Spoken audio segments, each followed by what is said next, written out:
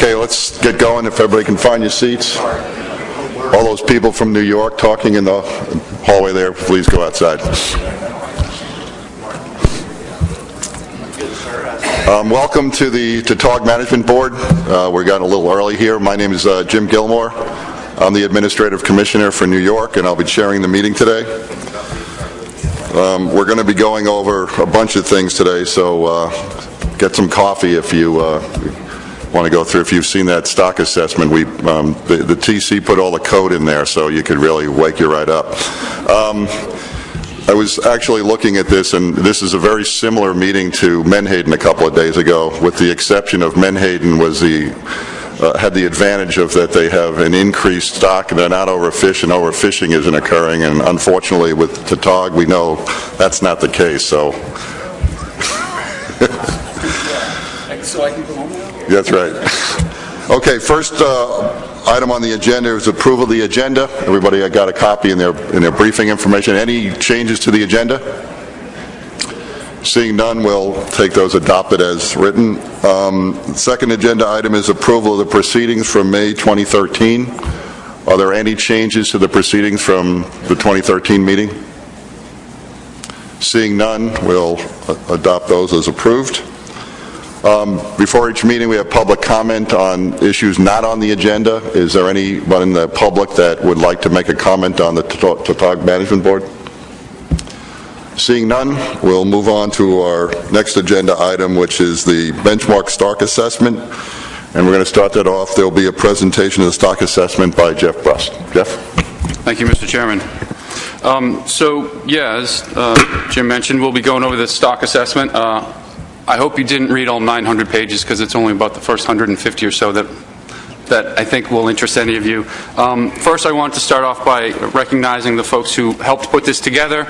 We had a great stock assessment subcommittee, a couple of new faces on it from what we've had in the past. We had great input from our technical committee. They certainly helped steer our direction and gave us a lot of good input. And I did want to recognize Dr. Tom Miller from University of Maryland. He was an integrated peer reviewer, so he also provided input along the way. Dr. Miller was a panelist for the 2005 peer review, so he had a good background and knew what we were dealing with, and so he provided a lot of good information. A little primer or a reminder on Tautog life history. They're relatively long-lived. They lived about, a lot of records of 20 to 25 years old, and quite a number of age 30-plus from several states, not just one or two, but there's probably a handful of them, both from the north and the southern end of the range. They grow relatively quickly for such a long-lived species. They're recruited to the fishery at 15 to 16 inches by ages about 6. There's two arrows up there. The one farther to the left is our old 14-inch size limit. Now most states are under a 15 to 16-inch size limit. They're recruiting by age 5 or 6. And they do have a very early maturity for such a long-lived species. They're mature by age 3 or 4, and that's the red curve up there. They are a structure-oriented fish, so they are kind of hard to sample. Easy to find, but hard to sample. It's not real fun dragging a net over a reef. They do have high sight fidelity, so we have records of fish that are caught within yards of each other, multiple years apart. So Virginia has some great data. We've got fish caught 4 or 5 times, all on the same reef. So they do have strong sight fidelity. Their north-south movements are very limited compared to a lot of the species ASMFC deals with, mostly inshore, offshore, and even in the southern end of the range, there's not a lot of that as well. Harvest is primarily recreational, and as we all know, our recreational harvest estimates are highly variable, even more so with Tautog because it's such a small fishery, a small number of very avid fishermen, but you can have years where you're only getting a couple dozen intercepts rather than a couple hundred for some species like summer flounder. Quick history of the assessments that we've done. All previous assessments were conducted with ADAPT VPA, an age-structured model that is available through the Northeast Fishery Science Center toolbox. We've always assessed it as a coast-wide stock.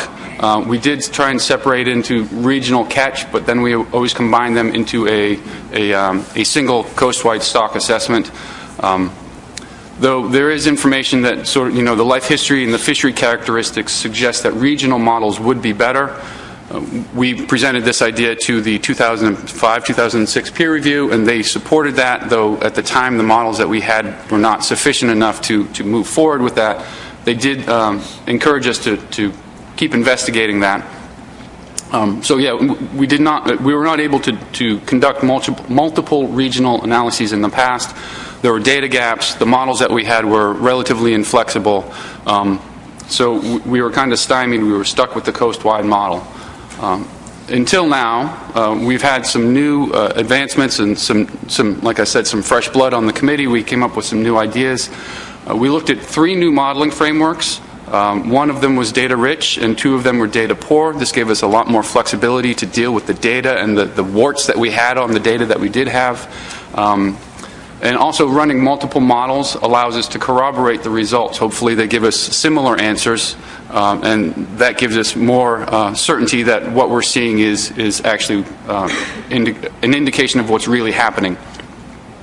We also dug deep and found a couple of new data inputs. We developed fishery-dependent indices, which we've never used for Tautog in the past. And we did some, one of the main things that this did was provide us with survey information, abundance indices in areas where we've never had them before. So that was helpful in the south where we don't have any ocean trawl surveys or adult trawl surveys. And the third thing that we did is we looked at multiple regions. Given the more flexible models and some extra data inputs, we were able to investigate multiple regional models. It's more appropriate for the species life history, and it also hopefully is more appropriate for the management of the critter, giving region-specific management advice. So I know there's going to be some discussion on this later. We looked at a number of different things. Our feeling as a stock assessment subcommittee was, given the species life history, more regions is better. There is very limited movement. They are very localized.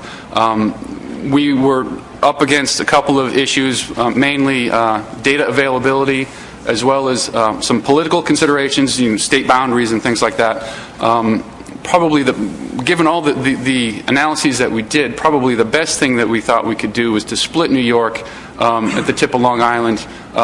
We knew that wasn't going to happen.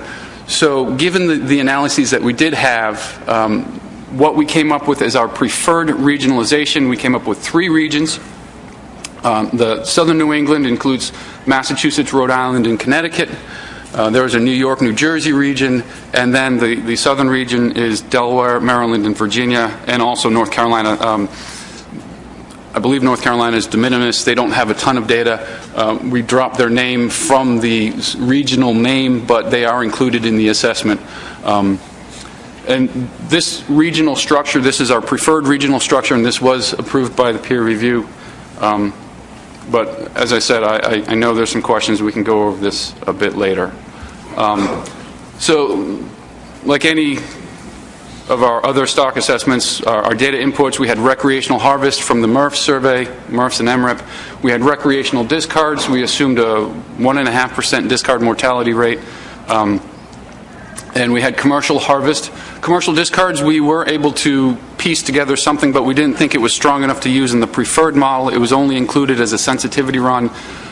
Given the magnitude of the commercial harvest and the very low mortality rate, the commercial discards really didn't add a whole lot of dead fish to the assessment. So we felt pretty comfortable going with just these 3 sectors. We had fishery-independent trawl surveys. We had fishery-dependent indices, like I mentioned before, from the recreational fishery. One thing that we had done in the past that we were able to rectify is, I don't know if anyone remembers, for the 2005 stock assessment, we did not include Virginia's age data because we had some questions about the validity of those ages. There was an aging workshop, and all of those ages were found to be, accurate, and there's no, what's the word I'm looking for? They were consistent with everyone else's aging methods, so we included those back in. So we have several years worth of Virginia's data that we had been neglecting for a couple of years.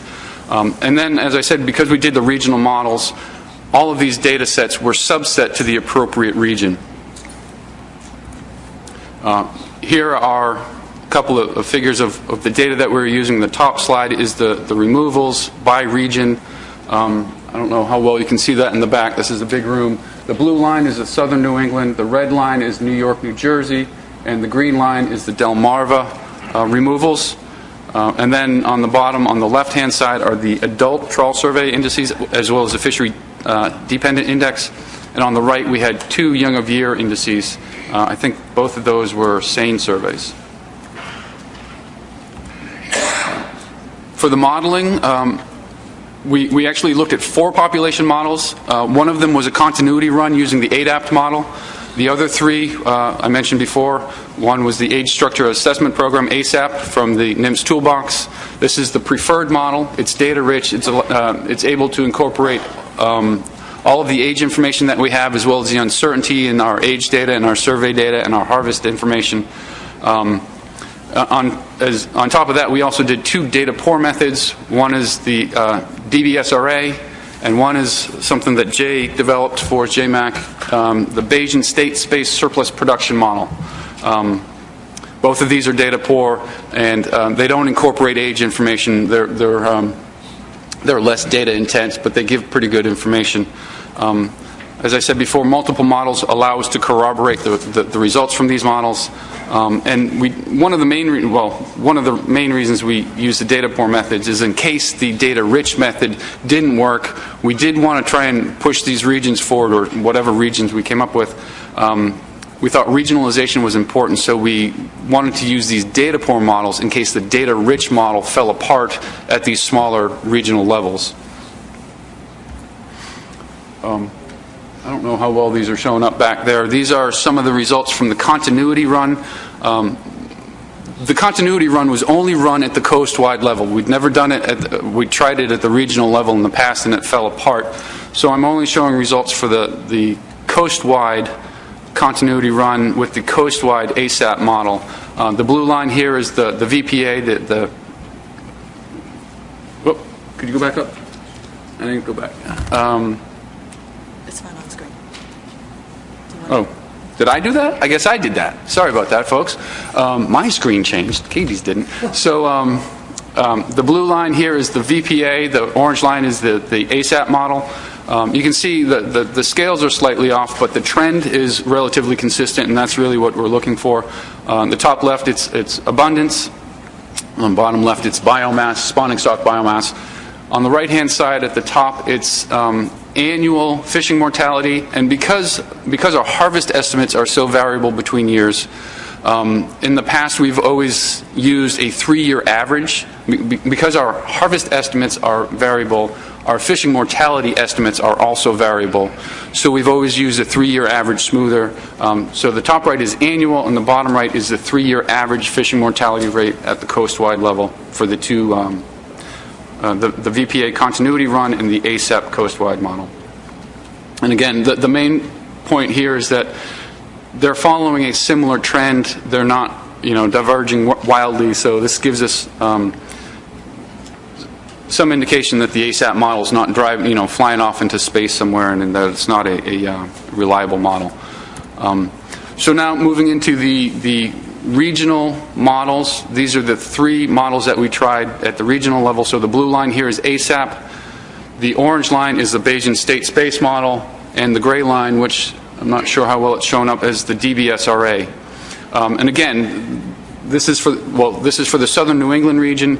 Again, they're all very consistent in terms of the trend that they're providing, as well as where they're, the biomass that they're ending with in 2013. Fishing mortality rate on the bottom right-hand corner. Again, very similar trends. This region performed best with all. There's the most amount of consistency among the models for this region. So this made us feel good about ourselves. Then we went to the New York, New Jersey region. Top left again is biomass, same color scheme. So blue is ASAP, orange is the Bayesian State Space Model, and gray is the DBSRA. You can see that the ASAP model and the DBSRA are showing a similar pattern. So that's good. The scale is a bit different, but the pattern the trend is consistent. The Bayesian state space model had a little trouble fitting this region. It was focusing, it was keying in on one of the indices that we had and just following that without really taking into account any of the other information that we had. Bottom right, the fishing mortality rates look pretty similar. Again, just a different scale. And then for the Delmarva region, biomass in the top right, these are all following a similar trend. The bottom right is fishing mortality. So you can see that overall, all of the models, except for that one model in New York, New Jersey, they're all showing similar patterns, which is very encouraging. Gives us confidence that the trends that it's providing are consistent, and we just had to deal with the scale. As I said before, we chose the ASAP model as our preferred model for its ability to incorporate the available age data, as well as our uncertainty in our surveys and our catch data. Seemed to estimate trends seemed to provide trends and estimates of total biomass and exploitation that were similar to the DBS array in all of the regions. And it gave stock status determinations that were similar to DBS array in all regions. The one place that it did differ, that New York, New Jersey biomass trend relative to the Bayesian state space model, and it also, Bayesian state space gave a different status, fishing mortality status for Delmarva. So those were the model runs. Then we had to pick reference points. We considered both MSY-based reference points as well as spawner per recruit-based reference points. Where we thought we had the information, we selected MSY-based reference points, and that was really only the southern New England region. For the Delmarva and the New York, New Jersey region, we had to use SPR-based reference points. These are the reference points up here. One thing I should mention is in the past, our biomass target and threshold at the coastwide level, they were ad hoc. I don't know if anyone remembers when we developed those. We took the early time series of biomass from the ADAP model and then picked I think it was an average of the first 10 years was our target, and then 75% of that was our threshold. It was a very ad hoc reference point. So these biomass reference points, if you add them together to give sort of an estimate of what the coastwide biomass should be, it's much lower. We recognize that, and I just wanted to point that out to you. It's mostly a function of the ad hoc method that we used for the first one. We didn't know where we should be, so we came up with what we thought was a very conservative estimate. These model-based reference points are hopefully more appropriate for the stock.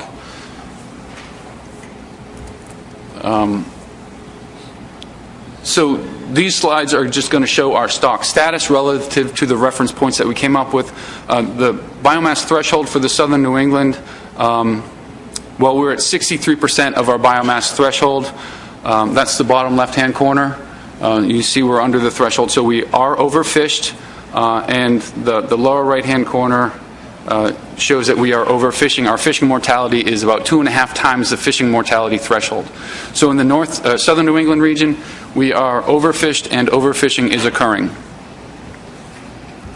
For the New York, New Jersey region, our biomass threshold is also below our biomass is below our biomass threshold. We're at about 80%.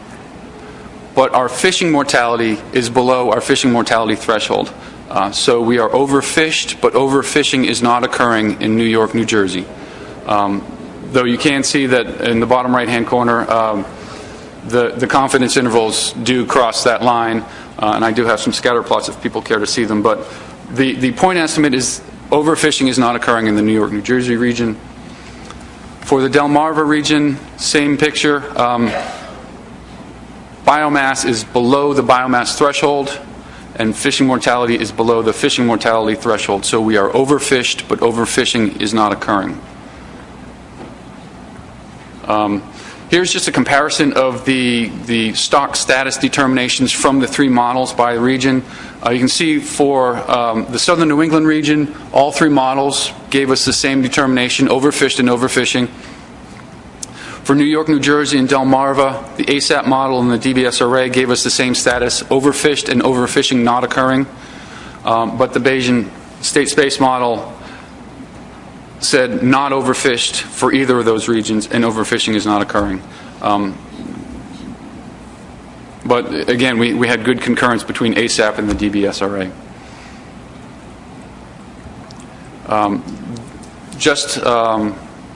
Boiling it down to our preferred model, the status determinations by region up here, and here are the uncertainty around those status determinations. Southern New England, you can see just about every point is overfished and overfishing. For New York, New Jersey, it's a pretty wide spread, but the point estimate is overfished but not overfishing. Delmarva's slightly more optimistic, but still overfished, not overfishing. So just a couple of points to boil this all down to. We've moved away from a coast-wide model, which we think is more appropriate for the Tautog life history. We've tried multiple models, and we think it's more rigorous and more appropriate for the data that we have and the amount of uncertainty that we have in the data. We chose the age-structured model as preferred because it can take into account that valuable age information. We get good corroboration and results across most of the models. And we think we did sensitivity runs, which I didn't get into here, but I can if you care to. When we played with the regional configuration, the models were still robust. They didn't fall apart, so they were robust to the regional configuration. We came up with a couple of research recommendations. I'm not going to read them here, but they are in the report. And our recommendation is to do an update in 2016 and the next benchmark in 2019. And that's my presentation, Mr. Chairman. I'll take any questions. Thanks, Jeff. That was a great summary. Are there questions for Jeff? Tom Foti? Yeah, Jeff, on southern New England, I noticed all the red dots. And I was wondering, how were those red dots also appearing in Long Island Sound, just on the Connecticut side or the New York side? I'm trying to, you can't understand for that, but I'm just saying, because actually, what I've always considered Long Island Sound is its own region by itself when it comes to lobsters, when it comes to Tautog and things like that, because the Tautog ain't really moving out of the Sound. They move in and out of the, because it's 140 feet deep in the section of the Sound. I've used to fish the Sound a lot back in the 70s, so just curious on that one. So those dots were point estimates of F relative to F MSY and biomass relative to, F relative to our threshold and biomass relative to our threshold for each of the regions. So that region was for the whole, that plot that you're talking about was for the whole region. We didn't do it by state. We couldn't do it by water body. Okay. There's probably some, validity to splitting Long Island Sound into its own region. We don't have the data. At this point, there was no way we could have assessed Long Island Sound as its own region. So I don't know what that plot would have looked like because we don't have it. We didn't do it. So chances are it could have looked like that, but I don't know. David Pierce? Yeah, thanks, Jeff, to you and all those who assisted you with this impressive piece of work. Not an easy task, to say the least, and I know that from many years of experience with the Tautog management and assessments, and from talking with Paul Caruso, who has retired, so we no longer have access to his many years of expertise, so we're relying on you.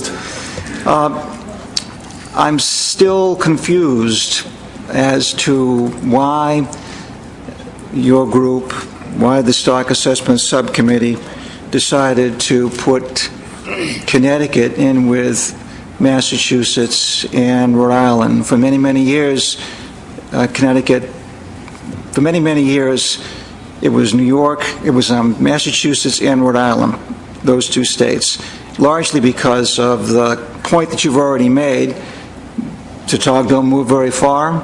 Inshore-offshore movements, not much east and west movement, and frankly, that point is made known in the executive summary of the stock assessment on page I. So I still don't understand why Connecticut excuse me, why Connecticut was moved in with us, especially because number 2 in the executive summary that it has a term of reference, justify assumptions about stock structure and the geographical scale at which the population is assessed, does not provide that justification.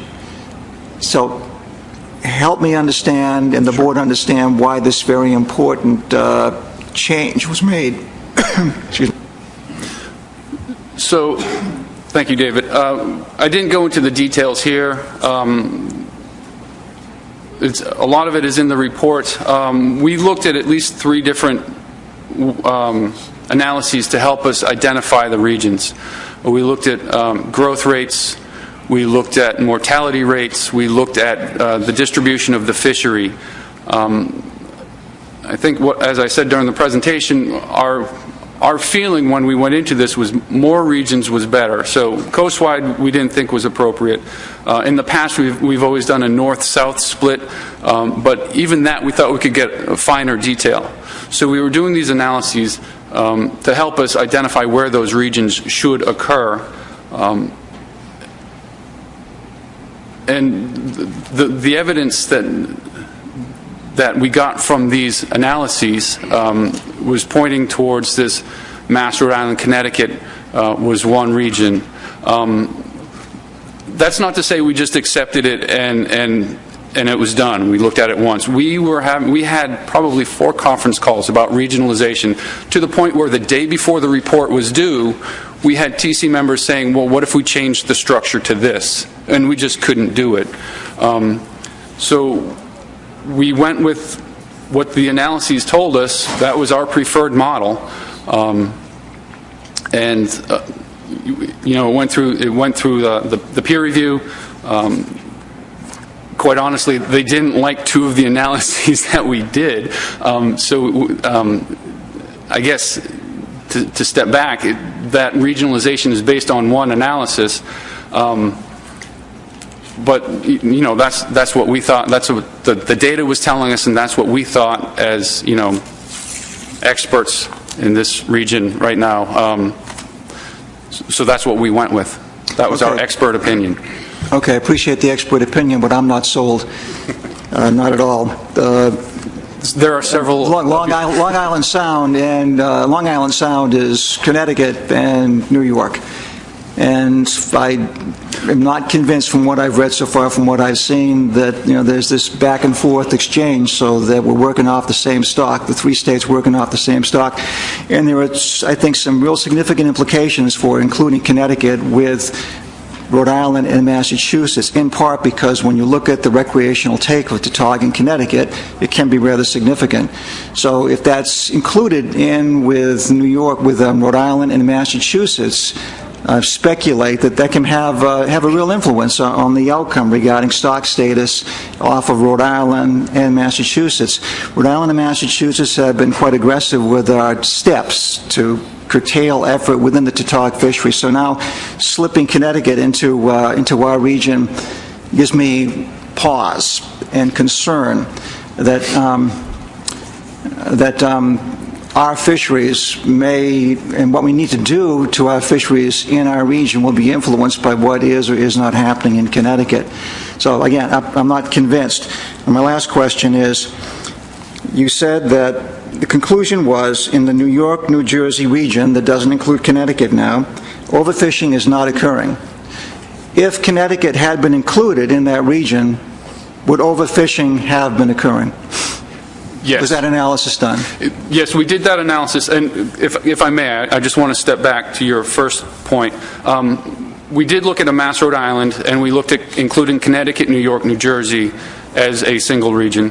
And that was the big discussion at the assessment committee level, at the TC level. Should that be our preferred regionalization? We fully recognize that Long Island Sound is the wild card here. We thought, however, that Connecticut was more similar to Mass and Rhode Island, Long Island Sound was more similar to Mass and Rhode Island than it was to New Jersey. So that's one of the justifications for including Connecticut with Mass, Rhode Island, rather than Connecticut, New York, New Jersey. We did do those analyses. Mass and Rhode Island alone, it was still overfished, with overfishing occurring. And if you moved Connecticut into New York, New Jersey, that region was also overfished, overfishing occurring.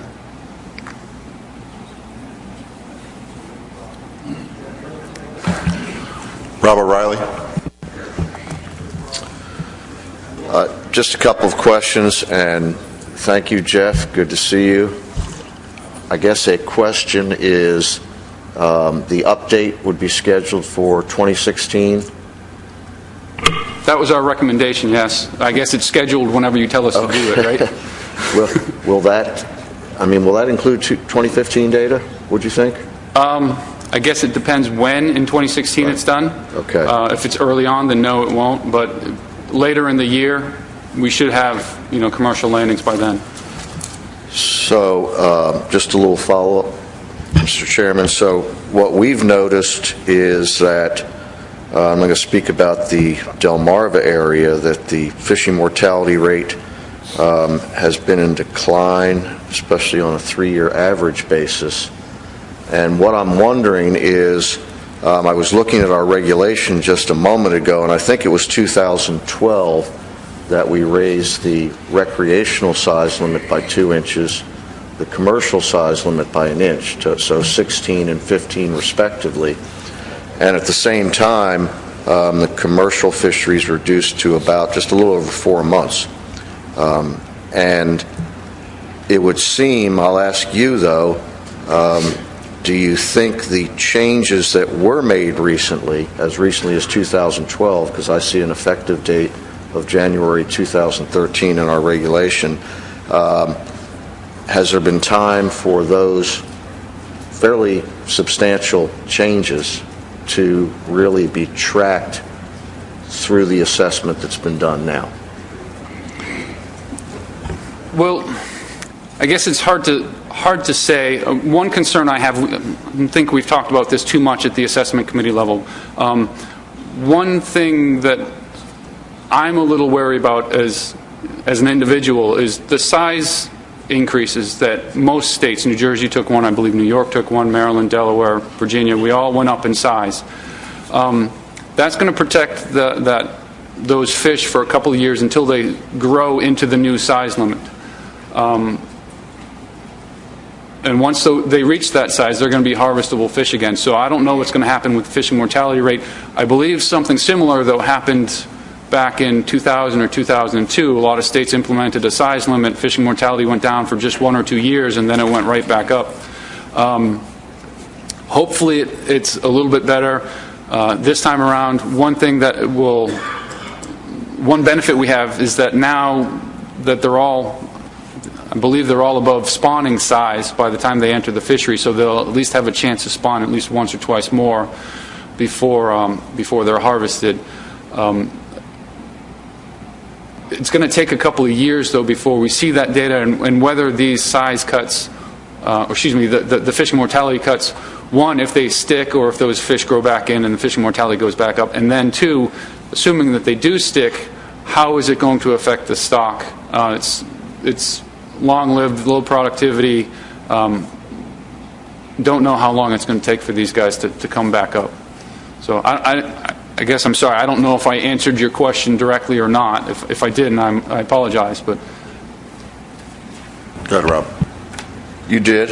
I appreciate it. I have another question. Whenever other people get a chance to ask questions, I'd like to come back. Okay, we're sort of delving into management a little bit. We have a peer review presentation coming up, so if you got questions now, just try to focus on the stock assessment first, and if we're getting into management, hold those off a little bit. So I have Mark Gibson. Thank you, Mr. Chairman. Jeff, thanks, congratulations on all the great work that the group has done. Its stock assessment of Tautog's come a long way since I last poked at it, but I noted with regard to reference points, computation for the southern New England area is based, on FMSY from a stock recruit relationship, whereas you're using proxies, percent maximum SSB over R in the other areas. I think it was 30 and 40% in the other two areas. What in the southern New England area? What would FMSY and 75% of that represent on a maximum spawning potential? I'm trying to get comfortable with the existing F to reference rate ratios, that they're all on similar footing. Right. Give me a second, if you would, Mark. I believe I have a table with that in here. I just need to find it. Maybe I didn't carry it over. Doesn't look like it. Do you have one, Katie?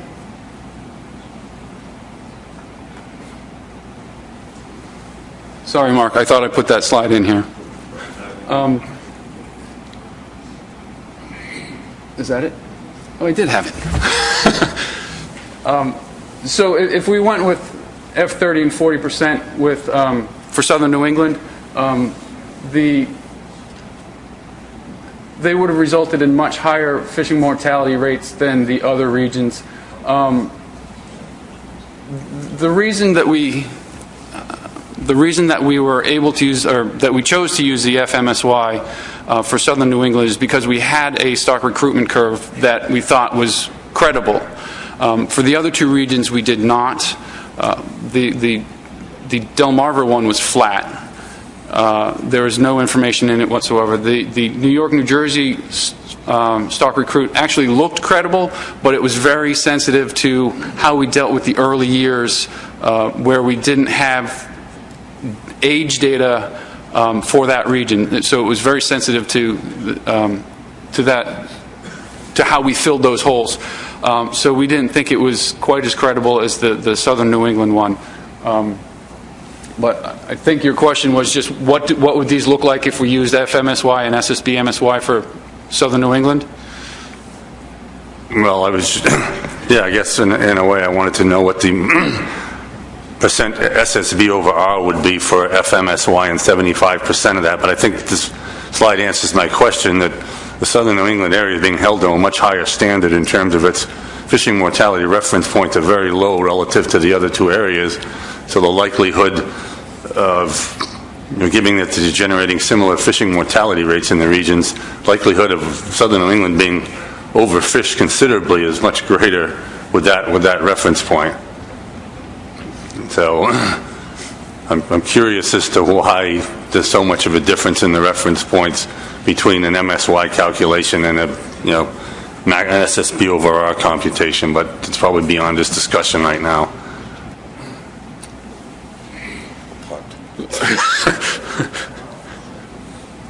Thanks, Mark. Dave Simpson.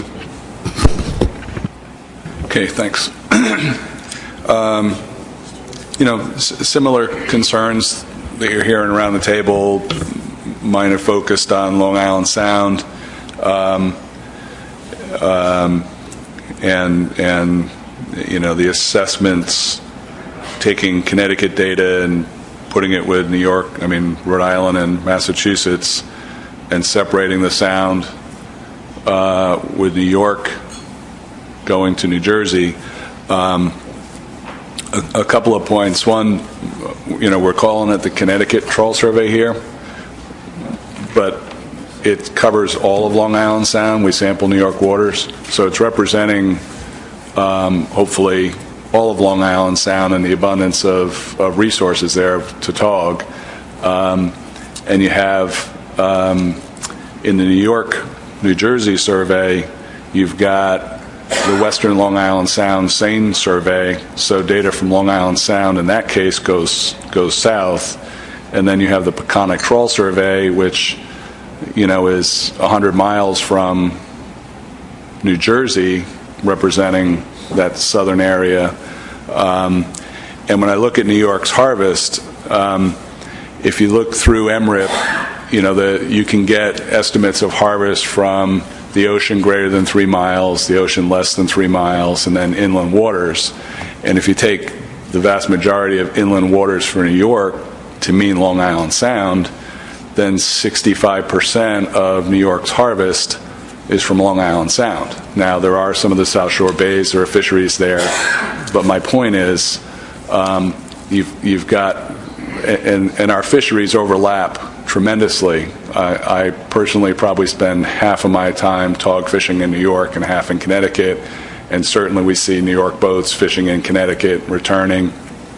So this unit stock concept is seriously violated in my view by splitting the Sound.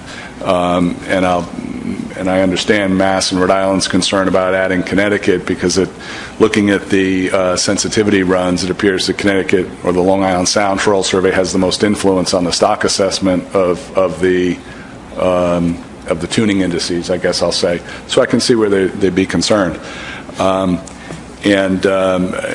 sense was, from looking at the biological data, that New York's biological data was more aligned with Connecticut than say New Jersey.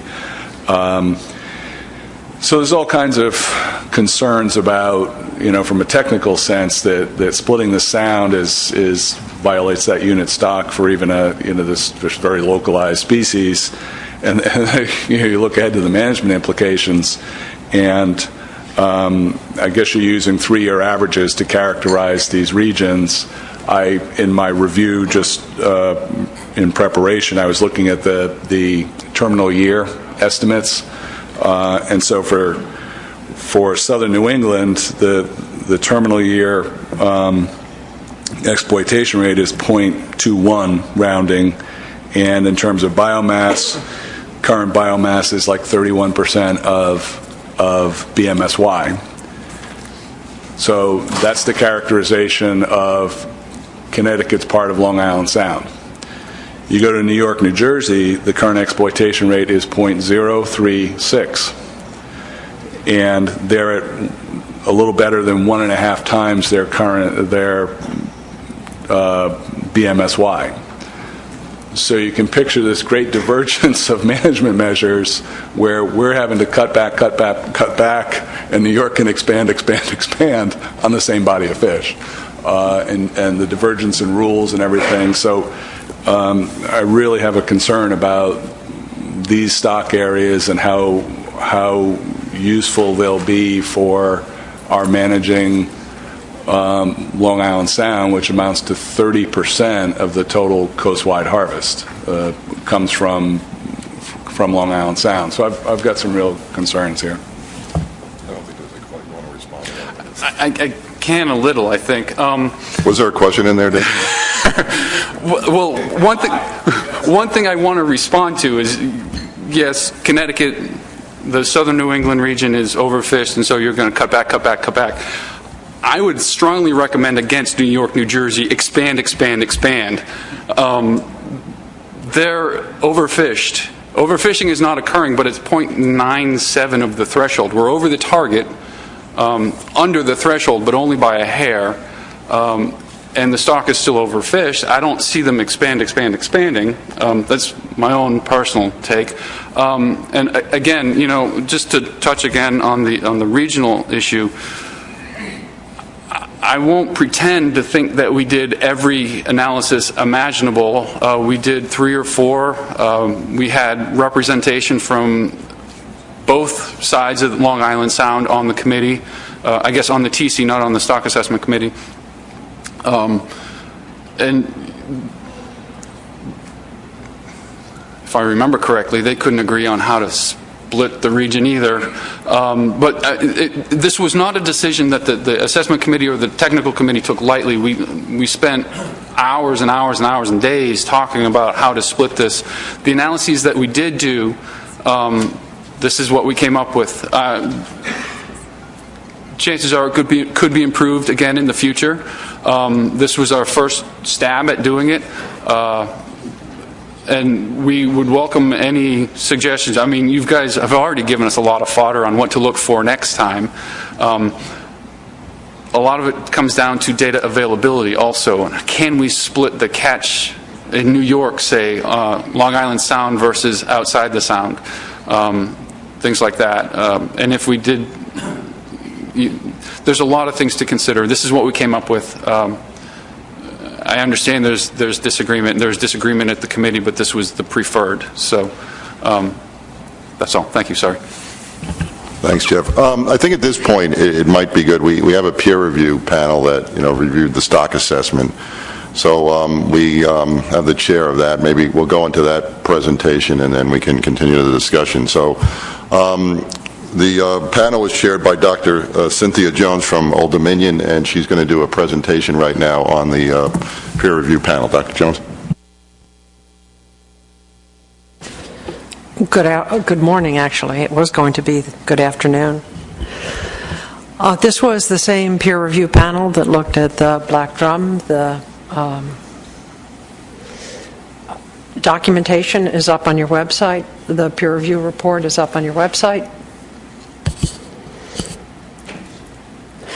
The panel consisted of me as panel chair, Gary Nielsen from Massachusetts, Dr. Yao from Virginia Polytechnic, and Jason Cope from Dr. Jason Cope from NIMS Northwest. All people on that panel were quite familiar with data poor and age-structured stock assessment models. The panel found that the stock assessment was acceptable for management purposes. They agreed with assessing the stocks by region, not coast-wide. I will get into that a little bit more later. That we agreed that the southern New England is overfished and overfishing is occurring, and for New York, New Jersey, and Delmarva that the stock is overfished, but overfishing is not occurring. The first term of reference we had was to evaluate the thoroughness of data collection and treatment of fishery-dependent and independent data in the assessment. And we found that, I should have my own computer for this. We found that we looked at the presentation of data sources, the justification for inclusion or elimination of data, consideration of strengths and weaknesses, and we looked at the spatial scale and standardization of the abundance indices. Our conclusion was that this was a very thorough review of the data, the available data. They developed criteria that were acceptable to a stock assessment scientist, that there was evidence for spatial differences. We agreed that it was reasonable to use the three regions for assessment. There's always a problem with the MERFIS, MREP, recreational survey estimates because of low sample sizes. And this always adds to variability in catch records, which are quite important, especially in a fishery that's predominantly recreational in its nature, and it adds to uncertainty. The review panel agreed that the sample sizes for age-length keys were adequate to do both coast-wide and regional age-length keys. They agreed that the standardization was appropriate. The second term of reference was to evaluate the assumptions of stock structure and geographic scale at which it was assessed, and the panel agreed with the three-region modeling approach as a preferred choice. They agreed because there appears to be differences in productivity based on growth and among other things. One of the problems in the stock is there's very limited, and this was the caveat that the panel put forward, there's very limited data at any fine scale. Let me address the issue of how much this stock has phylopatry, how much these fish have phylopatry, which means returning to their natal grounds, their juvenile grounds. You have two things. You have tagging data that shows site fidelity, but you also have genetics that do not support that. And when you have that kind of a structure, what geneticists would call would be a stepping stone type of development, where if you have groups A to B, A plays with B, B plays with A and C, C plays with B and D, and so what you have is a mixture of the stocks. You only need to have 2 fish per generation move between groups, and what you will do is carry on the genetics of the other group. And so that encourages what's called panmixia, which is introduction of genes throughout the range.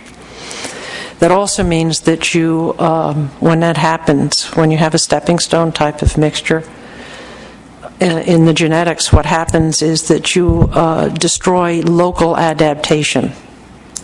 And so what we anticipated here was to see a slightly broader scale set of size at age, reproductive capacity, things like that determine the productivity of the stock. To do better than that, it needs more data, and the panel felt that there was a paucity of data in general to address these fine-scale stock issues. And in fact, we go on to recommend that doing better collection in the spatial scale is advisable.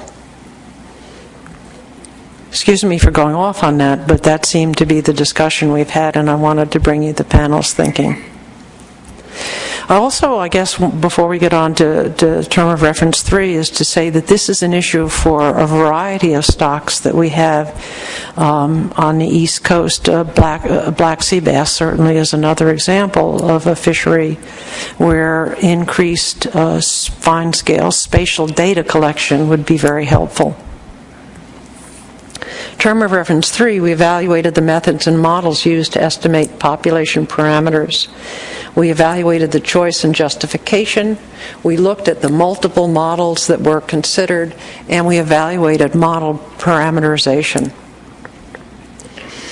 We found that the ASAP model made the most use of the available data, that dividing it into regions gave a more specificity for the difference in production that we believed existed.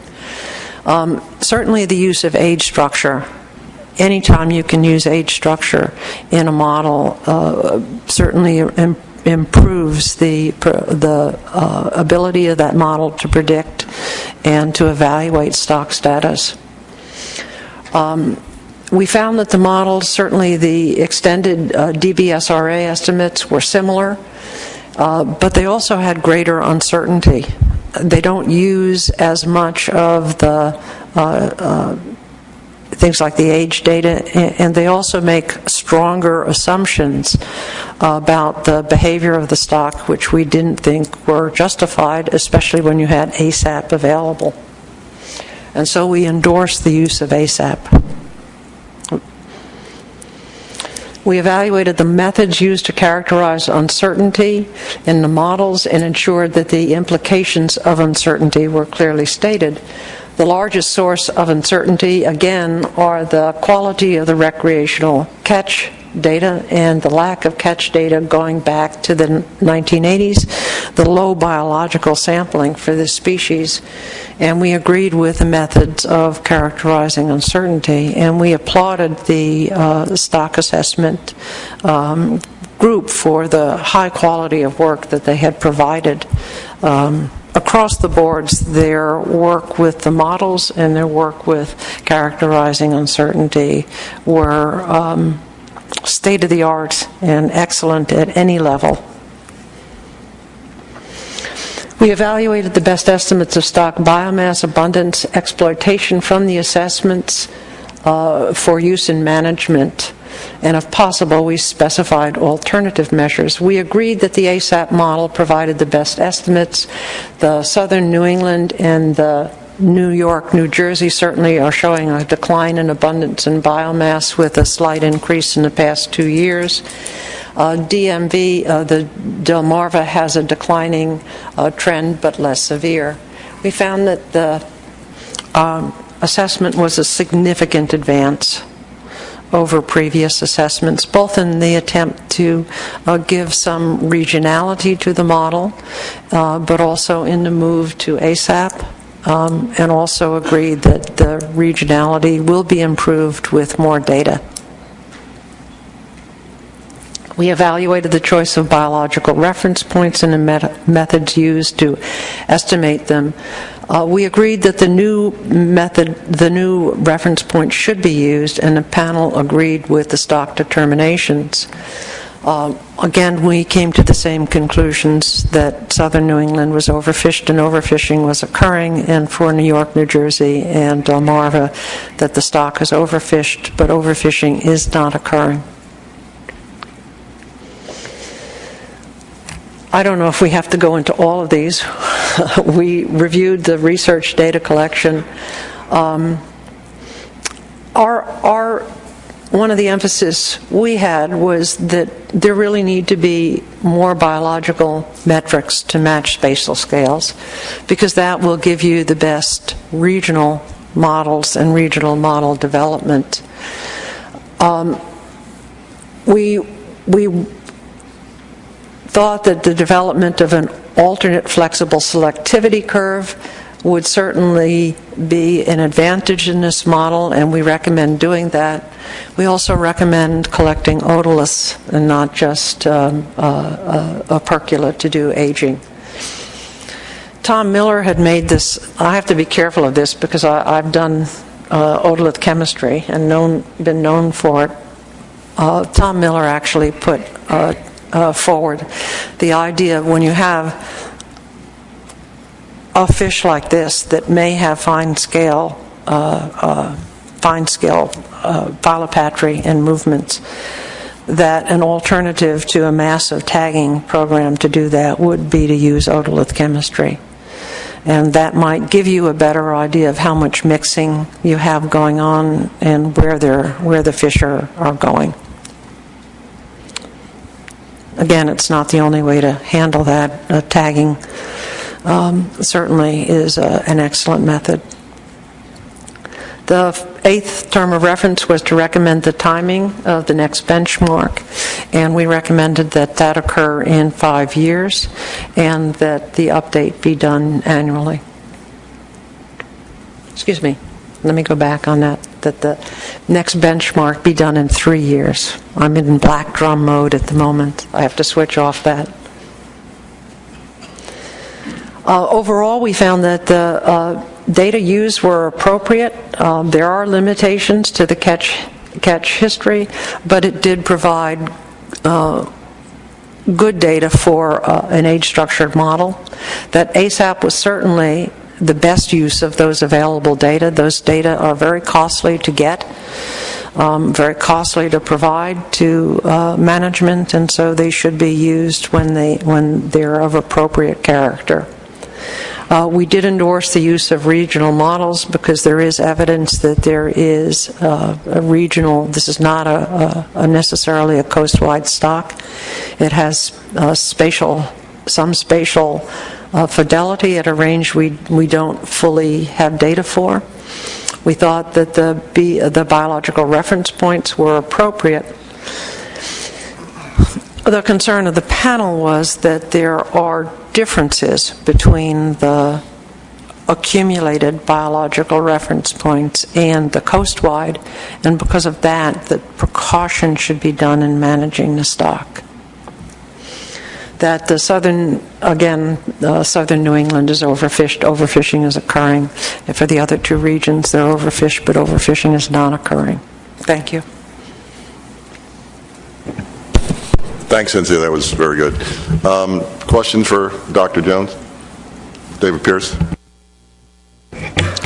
Yeah, Dr. Jones, thank you very much. Obviously, the peer review panel did a great job. You really covered a lot of bases, really went into depth regarding the modeling and other aspects of the assessment itself. I'm still left with the concern that I've expressed earlier relative to stock structure, and I look at the peer review panel report and the second term of reference regarding evaluate the assumptions of stock structure and the geographical scale at which the population was assessed. And I don't see anything in this text that addresses the specific issue of putting Connecticut in with Rhode Island and Massachusetts, the justification for that. There's a lot of good text here, but it's not specific to that evaluation of that very critical assumption of stock structure, Connecticut within the other two states. Would you please explain how the peer review panel addressed that particular point relative to that specific term of reference?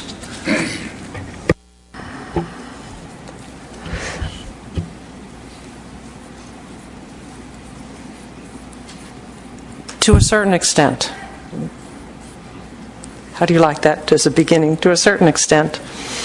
When you do not have sufficient fine-scale data, you are left with ad hoc decisions. And ad hoc is not a good word for a statistician or a stock assessment scientist. Nonetheless, you have to deal with the data at hand. After we reviewed the work that Jeff and his team had done, we thought that what they did was acceptable for a regional model. And I think you see that the panel is also underscoring the fact that you need more data, that your decisions are going to be ad hoc until you have more data. And you can do things for management purposes. Ultimately, what you want to do something for is to benefit the productivity and the sustainability of stock so it will be around long term. Against that is the fact that these data are expensive to obtain. We understand that. And because of that interplay of the ad hoc nature and the expensive nature, we decided that what they had done was reasonable and acceptable. Can you do it other ways? Yes, you can. Is it ad hoc? Yes, it is.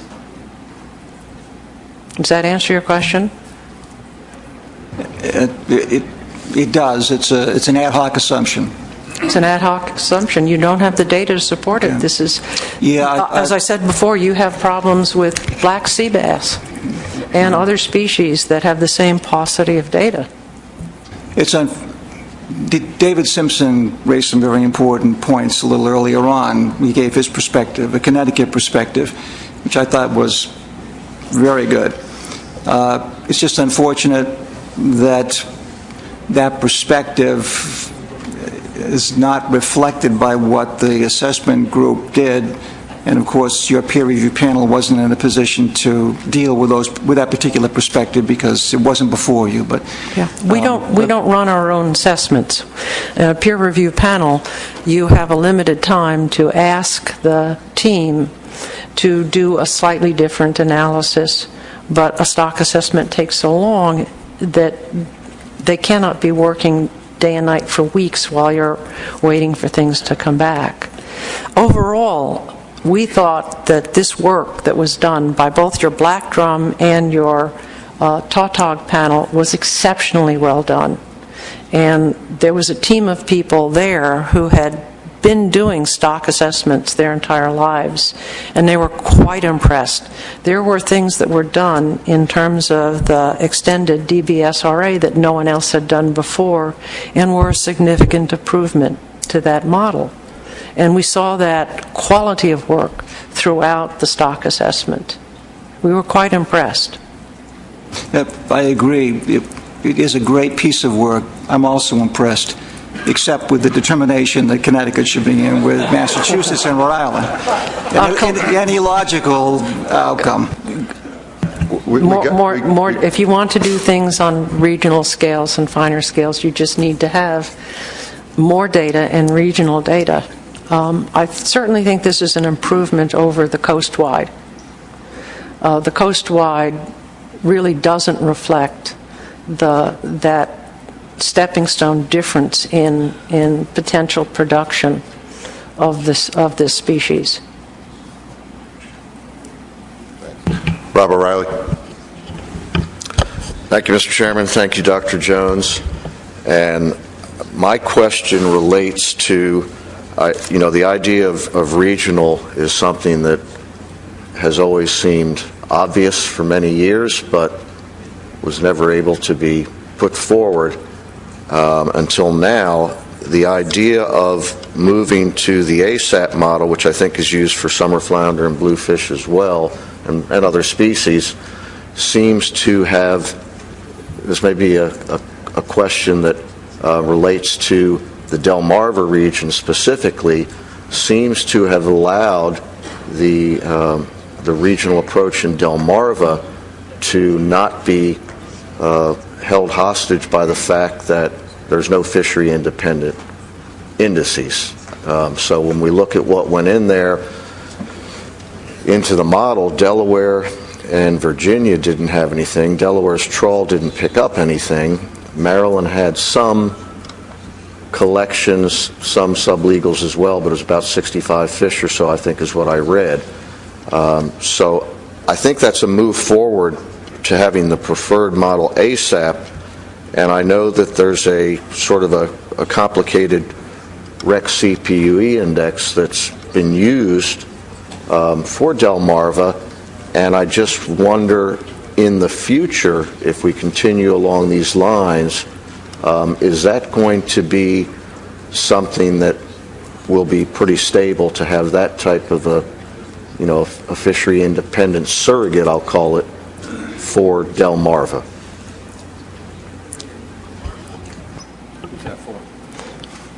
Who's that for, Rob? Dr. Jones.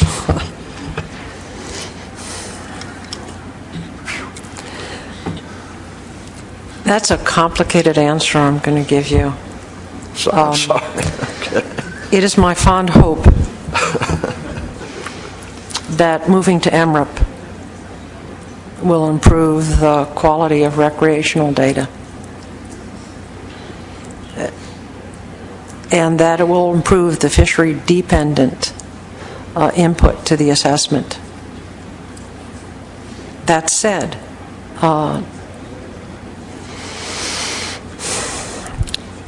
it's very difficult on this kind of fish to get any fishery-independent sampling, again, because of where it lives and how it lives. So I wouldn't assume that unless there's magic in the works that type of indices would improve. And so I think there is going to be a dependence on the fishery-dependent recreational statistics. So the stability is going to be how well the improvements of MREP work out in, a sporadically caught fish. Does that answer the question, Rob? My apologies, Joe. My mic was on. I apologize for that. Yes, and I think it means that we wait, and if it's possible in 2016, we get another test of this process.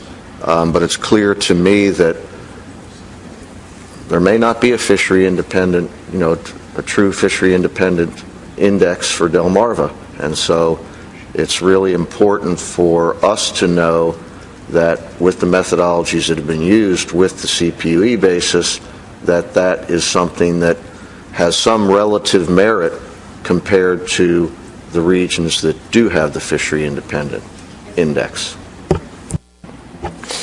Rob, one way to solve the issue is to increase MREP intercept samples. And that's been done in the past for other fisheries, and it certainly, clearly it improves the data, particularly if you can do specialized weighting of access points to be frequented by fishermen. We've done that in the past. It's expensive to do that, and states are always balancing where to put money, limited monies. I haven't seen a great expansion of money available to natural resource agencies to do increased sampling, and it's a management decision as to whether there's a cost-benefit in increasing sample size. But more access points gives you better data. More access point interviews give you better data. But it's a cost-benefit analysis. Is it worth it? Well, when we all take over AMREP next year, the data's just going to improve dramatically, so we should be in much better shape. Dave Simpson. Oh, and before we go into this, just so to entice you guys, the lunch is out, but you can't go until we finish this discussion and actually at least do a motion on accepting the assessment and the peer review. So with that said, Dave, take it out.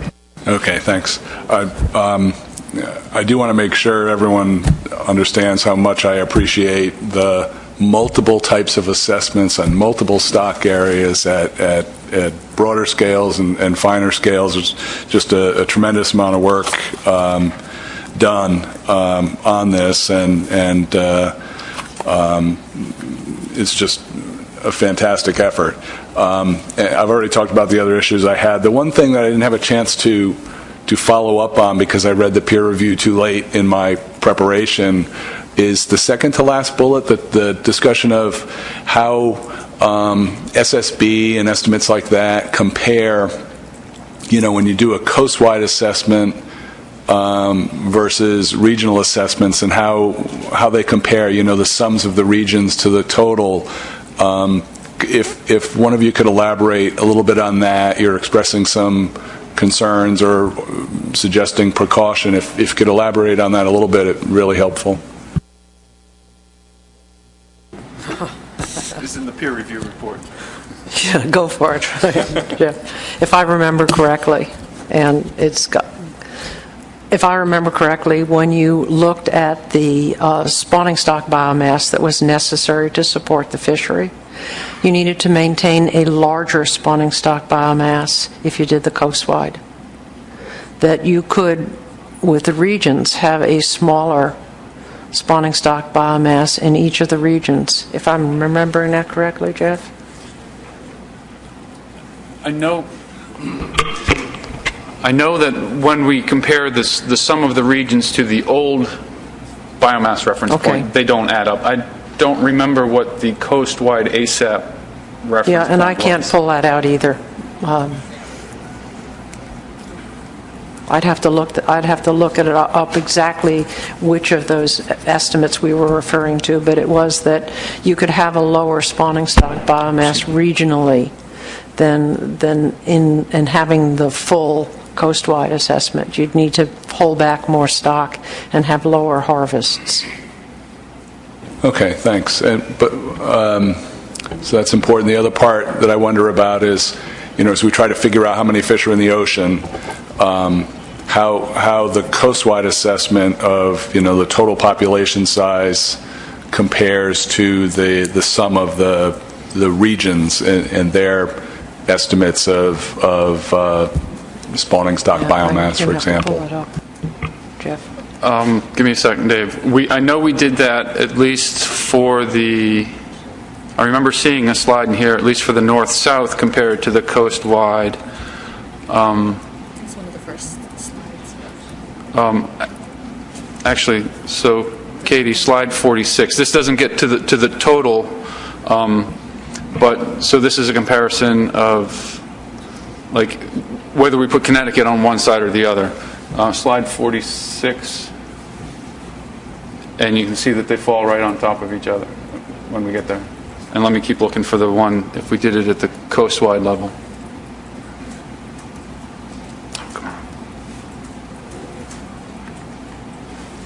There you go, Dave. So that is whether you put Connecticut on one side or the other. When you sum those two regions together, they're right on top of each other. I'm pretty sure we did it at the coastwide level as well. So summing the three regions and comparing it to the coastwide. I don't remember if that figure is in my back pocket here. Yeah. Okay. But we felt you should be a little precautionary in management. Pat Augustine? Thank you, Mr. Chairman. That was my question, Mr. Simpson. Excellent report by Jeff and Dr. Jones. Very clear, very clean cut, presented all the facts, the best we've had in many, many years, and I've been here a long time. So I think it's time to make a motion, Mr. Chairman, if you're ready. And I would move that the board accept the assessment and peer review reports as presented today.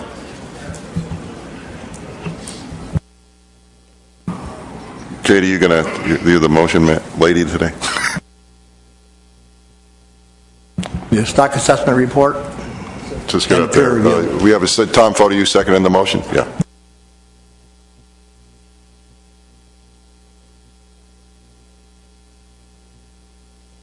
Let's get it up there and see if we have any discussion on the motion. Yeah, Joe.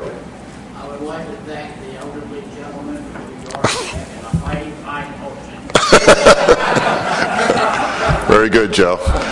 His absence, he's been honing his skills.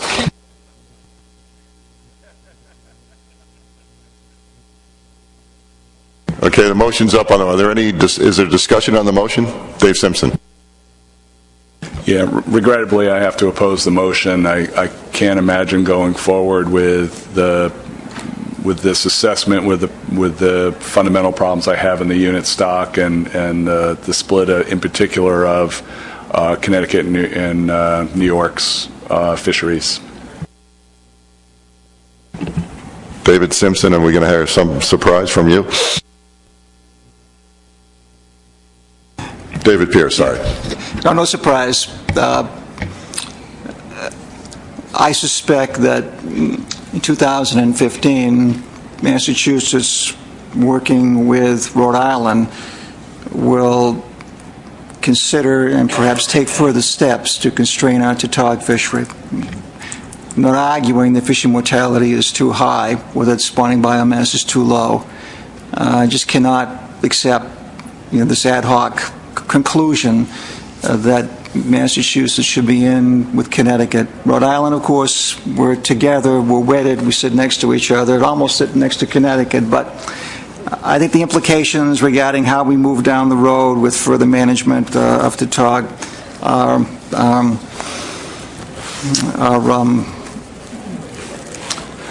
undesirable. Yeah. So I'm going to oppose the motion. Thanks, David. More discussion on the motion? Mark Gibson. Yes, thank you, Mr. Chairman. I'm torn on this one. Not so much of the Connecticut issue. That doesn't seem to change our stock status in the region one way or another. I certainly agree with the managerial challenges placed with splitting a water body. I'm still concerned about the comparability of the reference points, particularly the MSY-based direct computations with the stock recruit data versus the proxies in the other regions, because it seems it gives us considerably more conservative overfishing limits and targets. I understand there is some perhaps life history differentials that might explain the discrepancies between those, but the fact that two regions have proxies and the other has a direct computation, which leads us to a larger gap between our overfishing definition and current F is troubling me. So maybe in the last minute before I decide how to vote. Thank you. Thanks, Mark. Any other comments on the motion? Are anyone in the public want to make a comment on this? Okay, I don't see any. Do we need? I'm assuming we need some time to caucus. So why don't we take a couple of minutes to caucus and we'll take the vote. Just a quick comment during a caucus, which is unusual, I think. But there seems to be some concern with what exactly this motion means and what is the board bound to anything should this pass? And what this motion means is you guys have received the presentation and of the stock assessment and the peer review report, and you accept those findings, and you will use those for consideration in the next management step. Doesn't bind you to any specific portion of the stock assessment. If there's different methodologies within this document that you want to focus on, that's fair game. If this does not by any means adopt the reference points that come out of this, if the board wants to adjust these reference points for whatever reason, that's the next step. That's the management decision. This is just acknowledging the work done by the technical committee and the peer review, and accepting that for consideration moving forward. Good point. Thanks, Bob.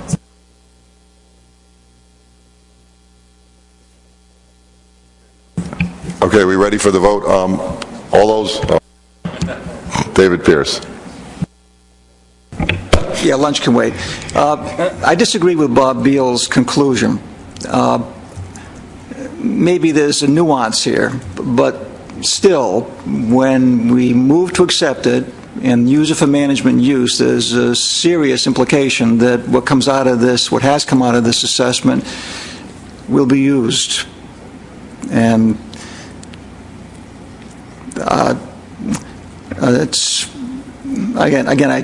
there's a nuance here, and I still think that this assessment and the conclusions that have been drawn will drive the bus and will force motions down the road relative to reference points and what have you, stock structure assumptions that I'm not going to be supporting. So, again, I'm going to vote against this. All right, thank you, David. Okay, let's take the vote. All those in favor of the motion, please raise your hand. 1, 2, 3, 4, 5, 6, 7. I got 7. All those opposed?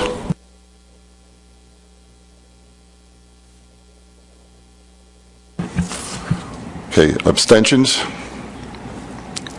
Any null votes? No vote. The motion passes 7-2, and no abstentions and 1 null vote. Sorry, Joe, I didn't read the motion, but I'm assuming that was okay? Okay, great. Okay. So we've adopted that. I think at this point we're going to take a little break now to go out and grab lunch. My suggestion is maybe we take 15 minutes. Everybody can go out. It's a box lunch, and then we'll bring it back and we'll continue on to what we're going to do in our next step. So take to about 20:01 and come on back. Thanks. We're in recess.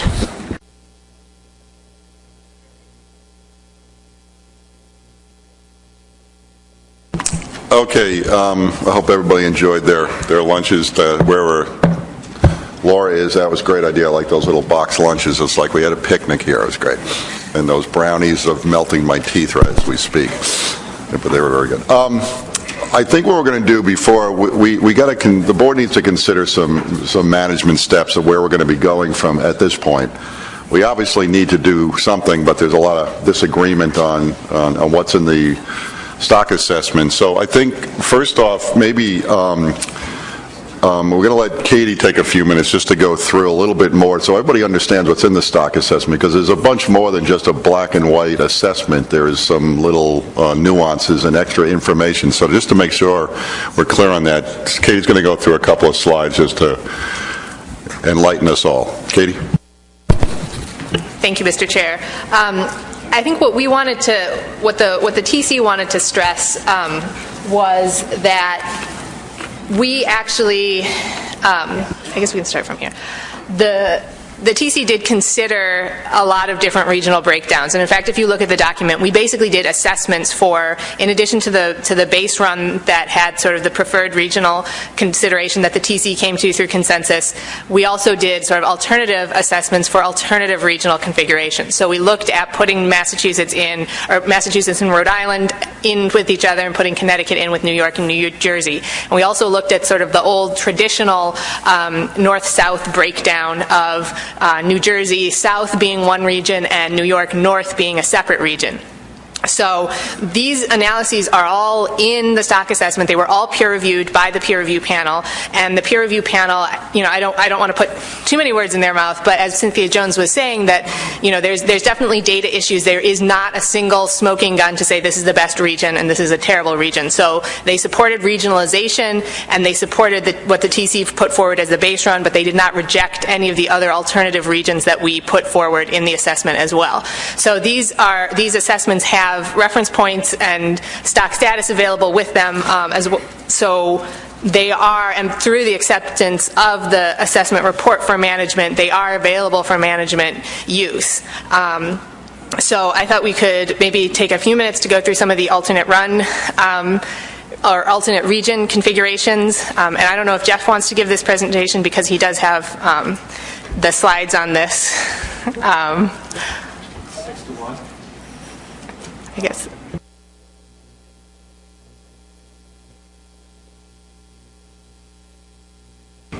I can do it if you want. I just need to find them. I think if they're all the way at the bottom.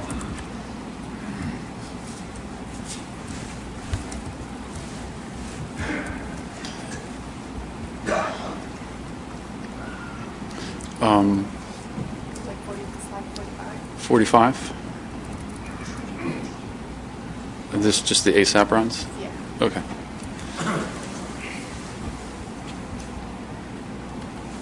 Okay, so yeah, as Katie said, we did look at a bunch of different regionalizations.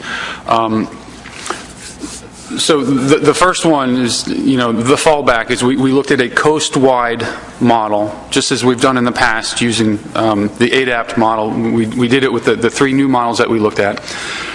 We looked at the traditional north-south split, so Mass to New York and New Jersey to Virginia or North Carolina. And then the 3 regions that we propose as our preferred, and then kind of shifting Connecticut between southern New England and New York, New Jersey. So let me see if I can. So this is southern New England without Connecticut. So this is just a Mass, Rhode Island. And there is some precedence for this region, as was alluded to earlier. Mass and Rhode Island have been able to, in the past, the board approved a Mass, Rhode Island region with the ADAPT model. So there is some precedence for this, and we did consider it in our deliberations. Top left is a spawning stock biomass. It's showing a very similar trend whether you include Connecticut or not. So for those in the back, the blue line is Mass, Rhode Island. The orange line is the preferred Mass, Rhode Island, Connecticut. You see it's showing a similar trend, slightly less biomass if you take out one of the states. The top right is the... what's the difference? Oh, all right. So on the left-hand side is southern New England. So it's Mass, Rhode Island versus Mass, Rhode Island, Connecticut. Biomass on the top left. On the bottom left is biomass relative to the biomass threshold. So whether we include Connecticut or not, we're overfished in the northern region. On the right-hand side, we've got the preferred New York, New Jersey in orange, and the alternate New York, New Jersey, Connecticut in blue. And you can see we've transferred some biomass from the slide on the left, or from the graph on the left to the graph on the right. Again, though, showing a very similar pattern. The bottom right shows biomass status, and whether we include Connecticut or not with New York, New Jersey, we are overfished. Going to the next slide, this is just, we showed this just before the break. No matter where you put Connecticut, when you sum the biomass for the 2 regions, it comes out to the same. So we're not really affecting the scale of the model. So this next slide is the same thing, or the same setup, but now with fishing mortality. So on the left you can see with or without Connecticut, Mass, and Rhode Island, overfishing is occurring. In the bottom left, we're above the fishing mortality threshold. In the New York, New Jersey region, if you add Connecticut, we move from not overfishing to overfishing. It's right on the line there, but it is an overfishing status there. So this next slide is just the default or excuse me, the historic north-south split. On the left is the north, top is biomass, bottom is biomass relative to the threshold, and the whole northern region, so Mass through New York, would be considered overfished. On the right, we have the southern region, so New Jersey through Virginia, and same thing, the whole region would be considered overfished. Why are there three figures on the, or three lines on the left? So we've Mass, Rhode Island, Connecticut, New York, New Jersey. All right, so that's just the one that you haven't seen yet is in gray for both of these slides. So the gray on the left is the northern region, the gray on the right is the southern region. And same thing for fishing mortality. If we, for the whole northern region, we are above the fishing mortality threshold. For the whole southern region, we are above the fishing mortality threshold. So that is different than what the preferred model says. So the whole southern region, overfishing is occurring and the stock is overfished. Same for the north. So I guess the take home from this is the more we lump, the less optimistic the stock outcome is. Go ahead.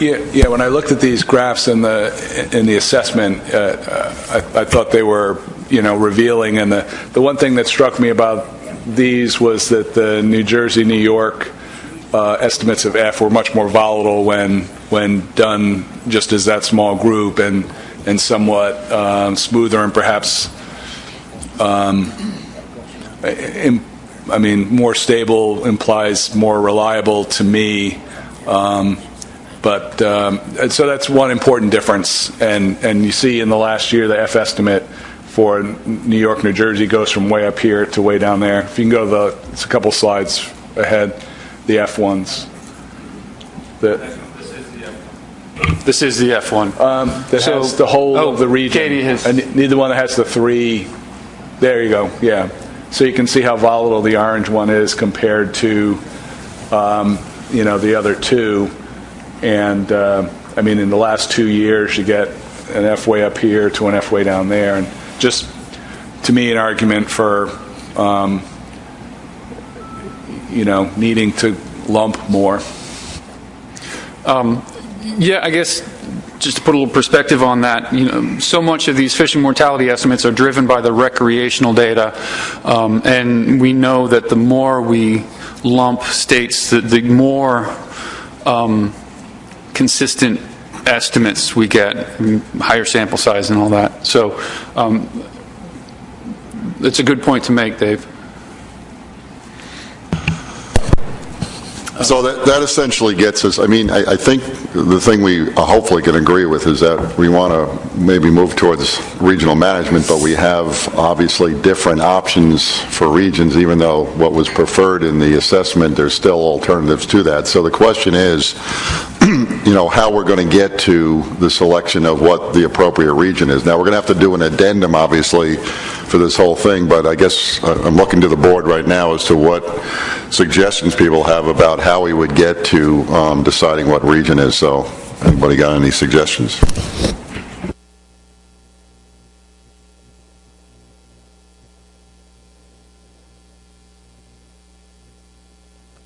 Go ahead, Pat. Well, based on your comment, Mr. Chairman, it sounds like we maybe need to start out with a basic framework that we need to develop an addendum that will address the following, and would be either, I don't know how many items you would want in there. You would want coastal, conservation, you want coastal, you would want regional, and what other option you might want to put in there as a framework. Now, maybe the motion would be too soon for where we're going, but I think we need a framework to start with, and so what would you suggest we do? Go with the amendment as a basic structure, create a motion to create an amendment to start the process of developing. Tony. I think in order to get my suggestion, in order to get good public comment, the board may want to consider what do you think is best for this management? Is it a 2-region approach? Is it a 3-region approach, or not? But to get that direction first, and then to move forward with an addendum to consider reference points, how you want to consider those reference points, if we think that some of them might be too conservative or not conservative enough, to let the TC go back and look at those things, but first provide guidance to the TC on what approach do you want to move forward with. Is it 2 or is it 3 regions, or is it something else? Thanks, Tony. Dave? Yeah, certainly my offering would be a 2-region approach. I agree with Tony that bringing this sort of thing out for public comment, just invites cherry picking, and I don't think it will help us make a decision any better. And again, I look at New York and New Jersey, and whichever graph on the left you choose, the F over F threshold. Just for example, if for plausity, if that's a word, for New York and New Jersey, is there any explanation in management or otherwise to explain why F dropped so much in the last 2 years? Were any major changes in management? Or, in other words, I don't think there are, and so that would be cause for concern for me to use that going forward to further divide. To get that level of specificity, you're sacrificing a lot of, I think, accuracy and reliability. So if you like a motion, I would move that we focus the addendum on 2 regions, north and south. Well, you want to, not an addendum at this point, you just want to task the TC to evaluate those first, and then we would do an addendum at that point? In preparation for an addendum, yeah. Can I just respond? So, Dave, your question of why did New York, New Jersey's fishing mortality drop so much? If you look over on the right, the southern region, the Delmarva region, did as well. You remember, was it 2012 when a lot of states increased their size limit? That would probably drive the fishing mortality rate drop. Mass, Rhode Island did not change their size limits. They already had a 16-inch. Yeah, we did. But New York, New Jersey, Maryland, Delaware, Virginia all increased their size limit at least 1 inch, and in some cases 2 inches. And so I can't say that's the entire reason. We know these estimates are jumpy, but that's, in my mind, a good reason for why these fishing mortality rates dropped. Yeah, I guess I would have expected that would change the partial recruitment pattern, but not the full F estimate. And Connecticut did too increase by 2 inches in the same time frame, but anyway. So Dave, could you put you on the spot here, and could you just put that motion a little bit more formal as to what you wanted us to explore? To move forward with, I guess you're asking, move forward with exploration of 2 regions, northern, southern, for Tautog management.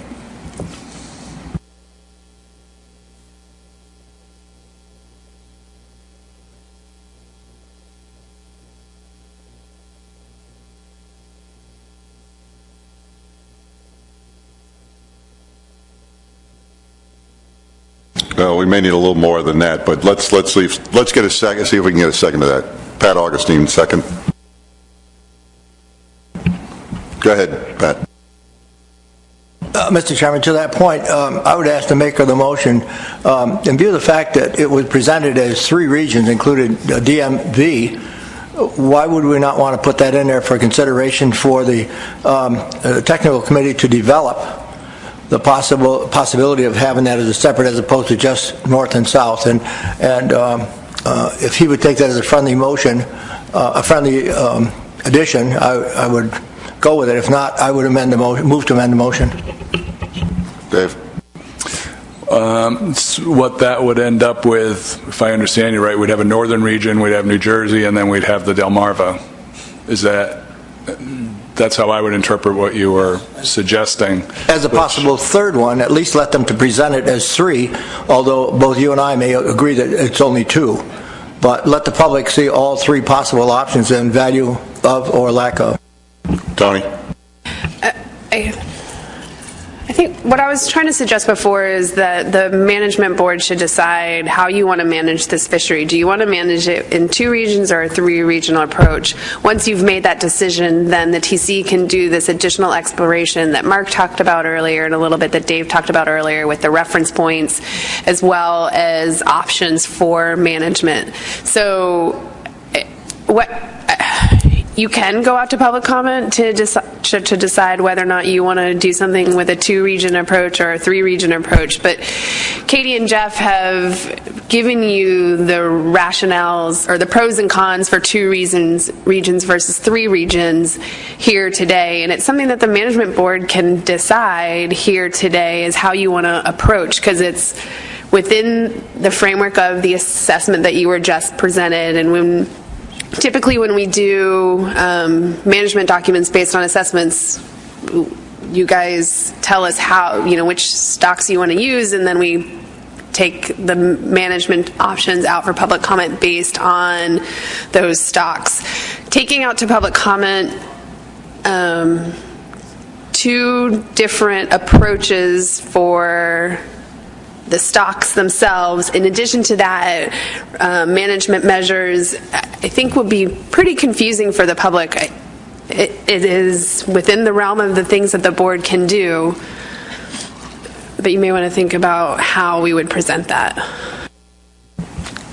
Okay, Dave. Go ahead, Dave. Yeah, with that discussion, I'm still comfortable with this approach. I think we need to make this call, and from my review of the assessment, I just thought this one was the best. They're all compromises, right? But I thought this was the best compromise in keeping fisheries together, the right unit stock, and but get a little more discrimination than we've had in the past with coastwide assessment and management. Agree, Dave. Dave Pierce?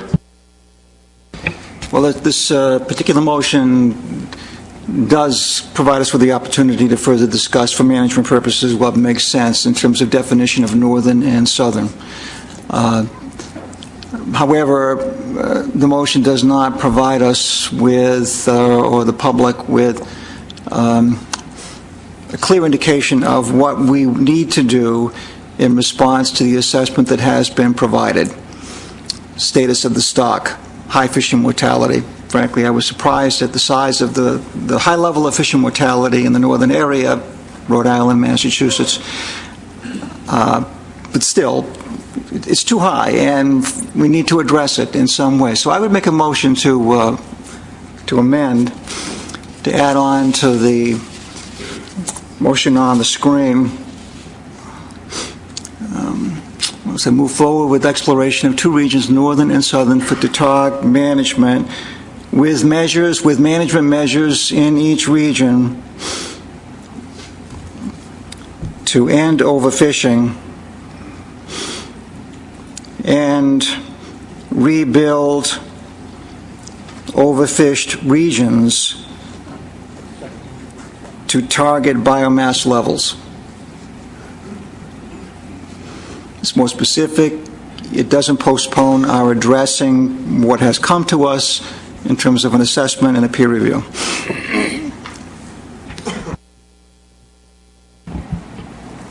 Do I have a second to that? Dave Simpson. Do we have any discussion on the motion? Roy Miller?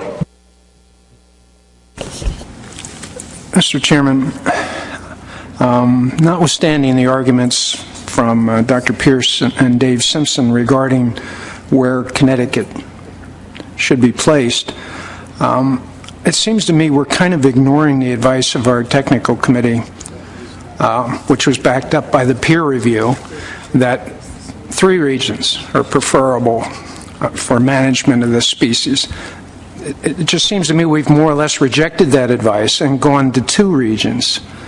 And I'm not exactly sure why we are doing this. Why wouldn't we explore or give equal time to exploration of management for 3 regions, whether we lump Connecticut with New England or with New Jersey and New York. Those could be 2 sub-options, just like we proposed with summer flounder.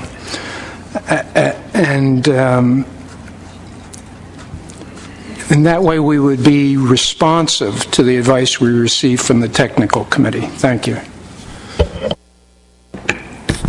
Rob O'Reilly. Thank you, Mr. Chairman, and I have similar views, a little more pertinent to the Delmarva region that came out of the stock assessment and the peer review. I'm really not sure how that's going to be hybridized or averaged out. I think one of the long-standing problems with Delmarva has been the fishery independent issue. That's why I raised that question today for Dr. Jones. And I'm not sure how that approach would go, even though I'm not sure whether Dave Simpson meant to start New York in the north, or whether that was even part of what he was thinking, whether we're going to define the north and the south later. But this just seems to be a reactionary approach. Maybe it's right to have Connecticut where it is. Maybe it's not. I think that's the real issue, but I just looked at a number of slides that were presented that showed with and without Connecticut, and the issue of what Dave Pierce brought out, I think that's the real issue. I don't think the regionalization is the real issue. So, I wouldn't support this, and I just think that we're overreacting to an issue that we should work on directly instead of indirectly. Emerson? Thank you, Mr. Chairman. I'm a little unclear as to the purpose of the primary motion.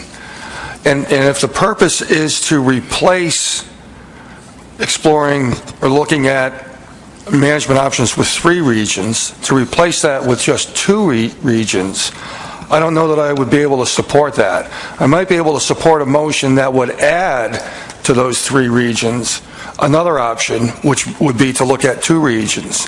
And the original motion also doesn't give any indication as to where that north-south line would be, and maybe that's on purpose to have the TC come back with that. So those are some things that are concerning me right now.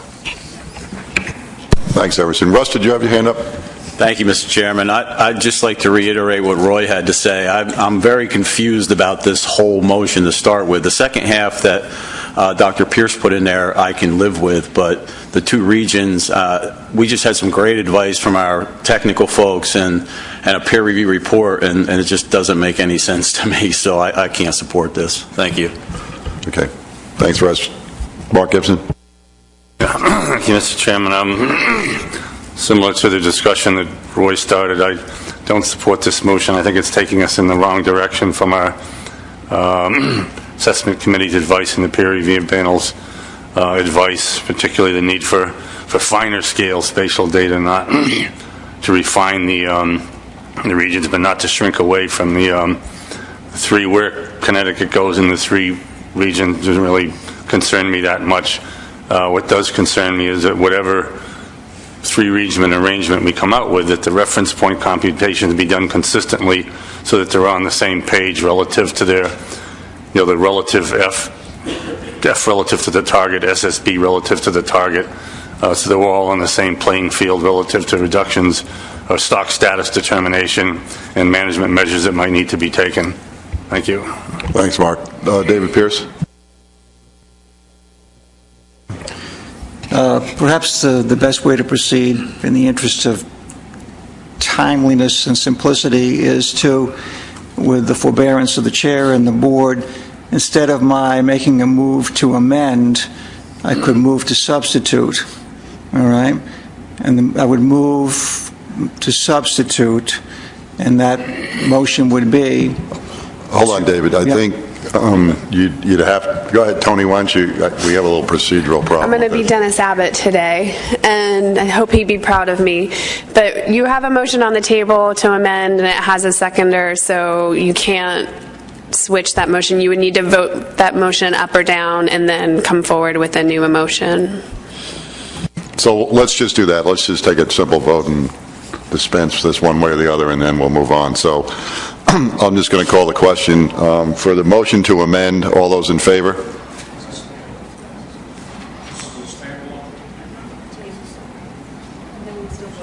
Okay. All those opposed? 2, 3, 4. Did I get 5? I got 4. Abstentions? 2 abstentions. No votes? Okay, the motion fails it was a tie 4 to 4 to 2. 2 abstentions. Okay, David, so now we can amend, I guess, right? Okay, so if you'd like to amend, David, go ahead. Or, I'm sorry, substitute. All right, I would move, I'm going to need that previous language up on the screen. I would move to substitute and to develop an addendum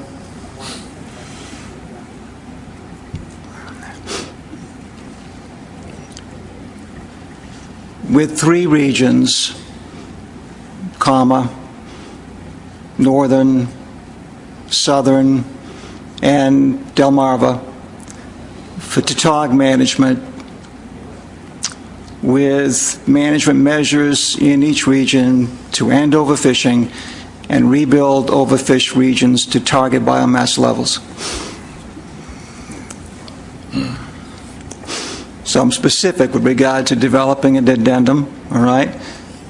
3 regions, north, south, Delmarva. The north and south, that would be subject to further discussion. But anyway, so I'm not defining north and south. Okay, so develop an addendum with 3 regions, northern, southern, and Delmarva, with management measures in each region to end the fish. Yes, that would be it. Do I have a second to that motion? Rick Bellavance. Discussion on the motion?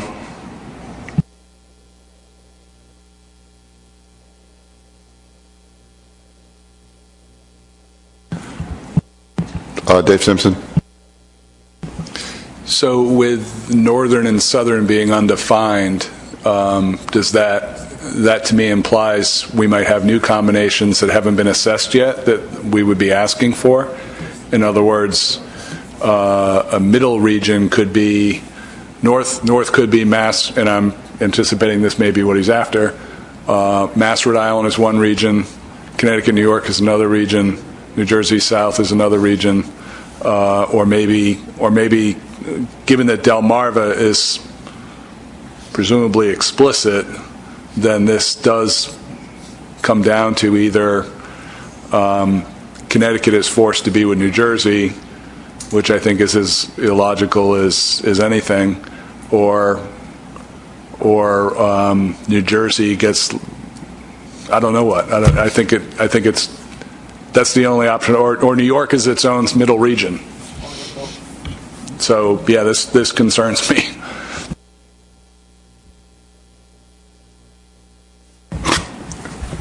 Roy Miller. I'd like to suggest that I think what we're talking about are the following 3 regions. New England, call it Mid-Atlantic if you will. That would include New Jersey, New York, and possibly Connecticut. Connecticut could also be examined to be a part of the New England region. And then Delmarva. So I think we're talking about 3 regions, a New England, a Mid-Atlantic, and a Delmarva. And the sub-options would be where you place Connecticut. Yeah, I think now if we added that in, Dave, would that make you feel more comfortable?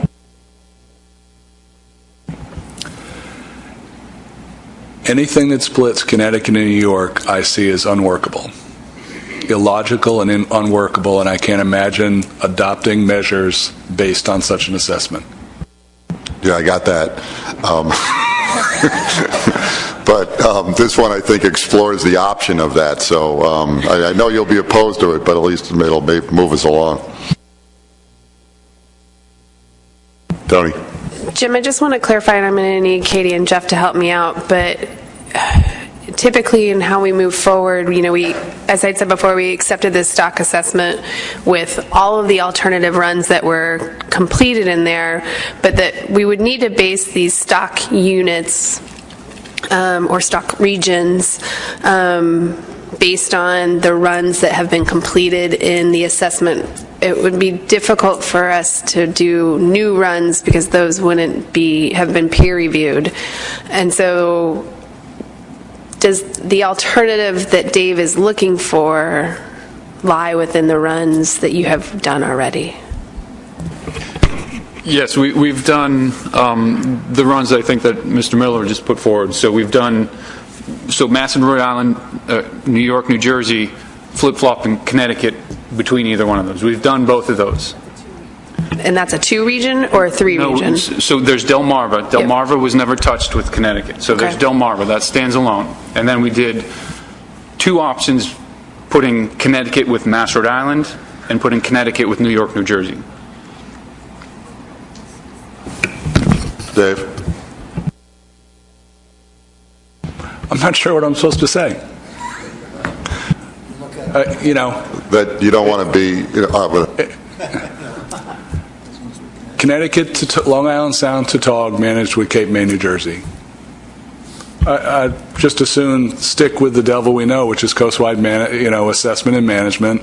We know it's not right, but we can all agree with that. Here we're going to have this false assessment in my mind that I'm going to have a very hard time complying with, because it's just, I don't know what else to say. It's just ridiculous. I've been saying this for 6 months, so it's not new to anyone. If you divide Long Island Sound in half, that is completely illogical for Tautog, and putting a refinement that puts Connecticut, Long Island Sound with New Jersey makes no sense at all to me. None. So I don't know what to offer you. Okay, Pat Augustine. Thank you, Mr. Chairman. I use my favorite expression. It's almost like we're trying to beat a dead horse. We're looking for options that will be developed, and we'll see them in writing clearer than what we've just seen. This assessment was based on what you presented, and we accepted. We have different sizes between Connecticut and New York and various species that we're dealing with right now. To have another invisible line and divide Connecticut and New York when it comes to blackfish, Tautog doesn't seem to be a whole lot different. And I seconded that motion because I thought I'd be able to put in that 3rd region, because that's basically what the technical committee did. And I do think that having done what they did and the peer review having approved it, I think we have to take the next step and put out a document with the options on there. Whether Mr. Simpson or myself don't agree with it, the fact is I think we have to give the public an opportunity to see what you have done, what we have done as a board, and then make a decision based on that. And from what Jeff said, it appears we have the ability to support those 3 options. Am I correct or not? Yeah, so I mean, so without any further ado. So just to clarify, the stock assessment subcommittee did present, the 3-region breakdown. So we will add the option of the 2 options would be to either have Connecticut with Massachusetts, Rhode Island, or New York and New Jersey. So make those available. Okay. Other comments on the motion? Tony. Just a clarification. Mark had requested some TC review of the reference points themselves that come out of each of these regions, and I'm wondering if the board is looking for options of different reference points in addition to management options. Typically, we at least have an idea of where our reference points are going before we develop management options for a document, because I don't know if the adjustments that Mark is suggesting would make large differences in the status of the stock or not for each of the regions, and until we really do that work, I'm not sure we'll know that. So I'm wondering what the time frame that the board is looking for in terms of when this addendum would go out, and does Mark want to see those reference points before we put together, or the board want to see those reference points before we move forward with development of management options? Mark? Well, it was my understanding that, I thought we had a chart there, that the proxy reference points based on SSB over R already exist. So they're within reach of, based on Tony's earlier remark, they're within reach of this action. So I would think you would need sub-options that have them all computed consistently through the SSB over R proxies, or the region that emerges that will support stock recruit analysis. There would be an option for that. Sounds, the other two regions, as far as I understand it, did support that analysis, but there are two viable analyses for the so-called northern region at this point.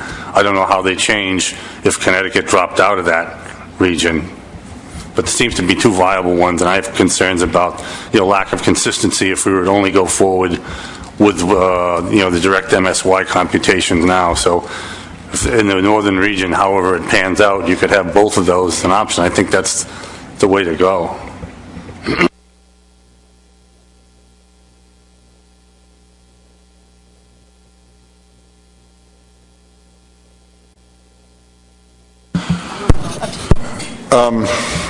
Staff Tony just came out. Essentially, if we go, it might be a better or cleaner way to do this is to have the TC evaluate the reference points for the different regions first, before we go out to putting out an addendum out on the street, because if we have, essentially this thing will snowball into so many options it won't be understandable. So it might be a better approach first just to do that simple task of the TC, and then initiate an addendum after we get back to, through that, and then we can discuss it at the next meeting. Pat? So, Mr. Chairman, do you want to table this to date certain to the next meeting? Yeah, well, that sounds like a good move, Pat. Okay, so move. Do I have a second to that? Russ Allen? I don't think we need discussion on the motion unless anybody really wants to talk about it. So why don't we just take a vote? All those in favor on the tabling this, please raise your hand.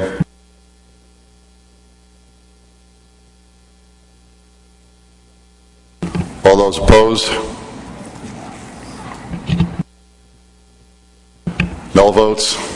Abstentions? 2 abstentions. Motion carries 8-0-2. So, Tony, do we need, in terms of the charts of the TC right now, is that something we need to do through a motion, or is that something we've pretty well identified just through the last discussion? We don't need to go through a motion, and if Jeff and Katie are clear what their task is, then we are good to go. Just to make sure that we're clear, the task is for the TC and Stock Assessment Subcommittee to evaluate reference points for all the different regional options, using the different methodologies for calculating the reference points. Thank you.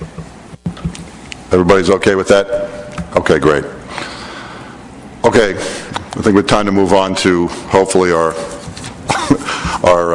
last agenda item. This is on the FMP review report and state compliance, and Melissa's going to go through that quickly. Thank you, Mr. Chairman, and I will keep this as brief as possible. Okay.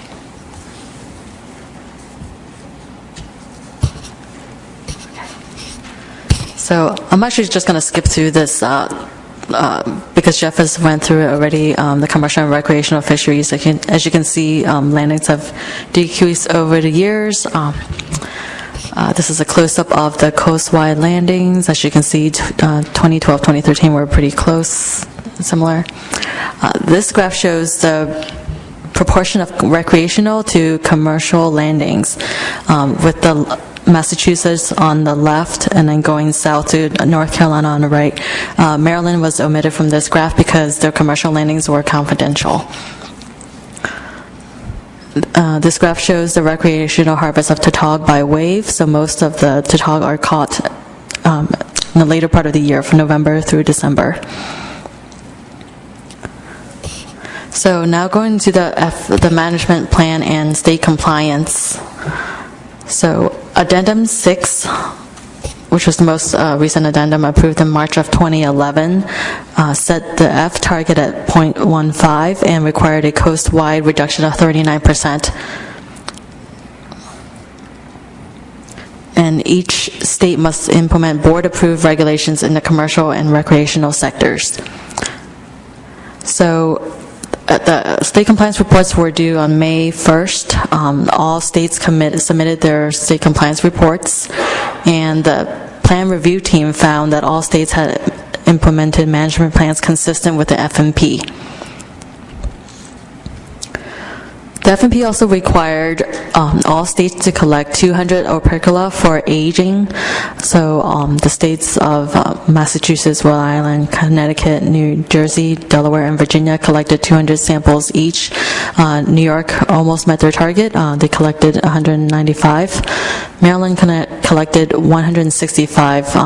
So they weren't able to collect them all because they were voluntarily donated by charter boat captains. But the PRT found that the states have met or tried their best to meet this biological sampling requirement. Request for de minimis status.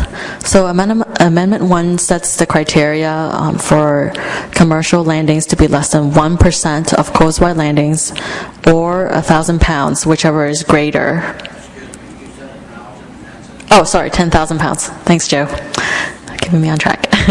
So Delaware and North Carolina submitted requests to continue de minimis status, and the plan review team granted them de minimis status. As you can see, their landings are on the slide, and it's below 10,000. So this concludes my presentation. Thank you, Mr. Chairman. Thanks. Is there any questions on that presentation? No. Okay. Let's try to do one motion for both of these things. Pat Augustine, now that you're on a roll. Mr. Chairman. Great report, Melissa. Thank you very much. I move that we approve the 2013 FMP review and state compliance reports, and approve Delaware and North Carolina's request for de minimis status for commercial and recreational fisheries for 2015. Wow. Great, Pat. Do I have a second to that? Bob O'Reilly. Any discussion on the motion? Is there any opposition to the motion? Roy Miller? Clarification. I thought I heard Pat say that Delaware and North Carolina would be de minimis for commercial and recreational. Is that what you said, Pat? Yes, that's what it said on the report, Roy, so I wasn't sure you wanted it clarified beyond that. Did you only want recreational or commercial?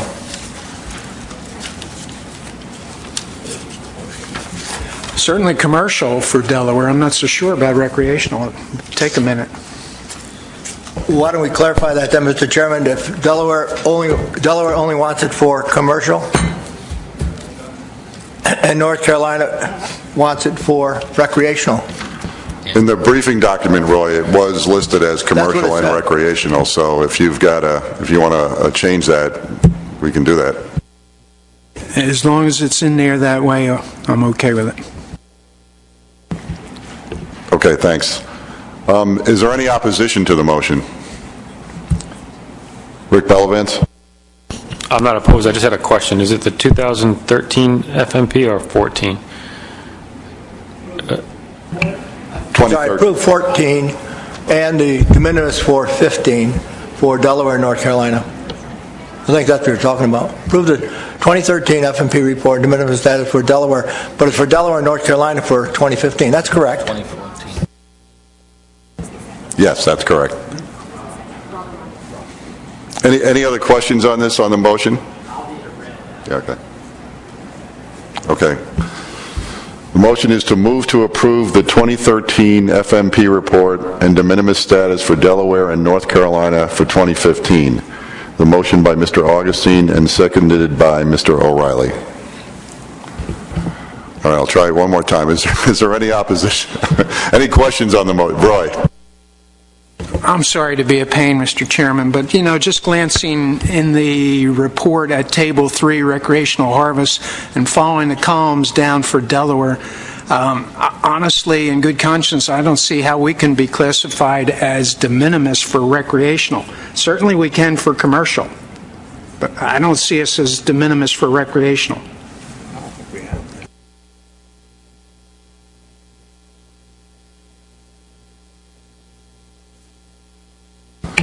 Okay, so anyway, well, so yeah, so we can remove recreational, so maybe we'll just specify for commercial fisheries.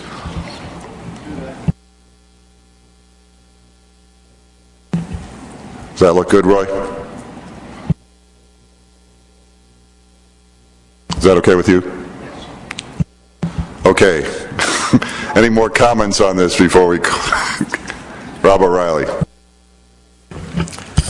Just a question. I'm used to de minimis being both fisheries combined, and then it's usually a percentage of the total. Is it different from Tautog? So it's just something I'm not aware of, but is that the way it works for de minimis for Tautog?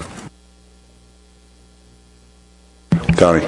Can you give us 5 minutes so we can confirm that you can split the de minimis status while we look it up in the FMP real quick? Can we look at that?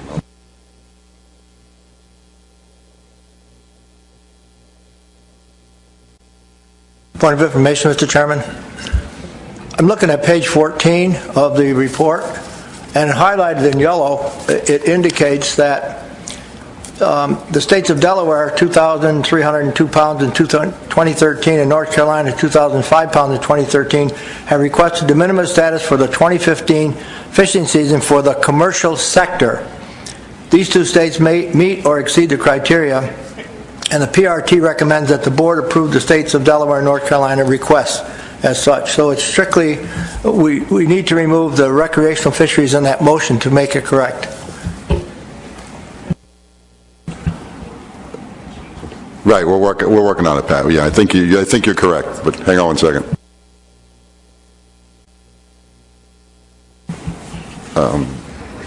So Pat, I think if you remove in the motion, if you remove recreational from that, and the second is okay, we'll be in good shape. That's correct, Mr. Chairman.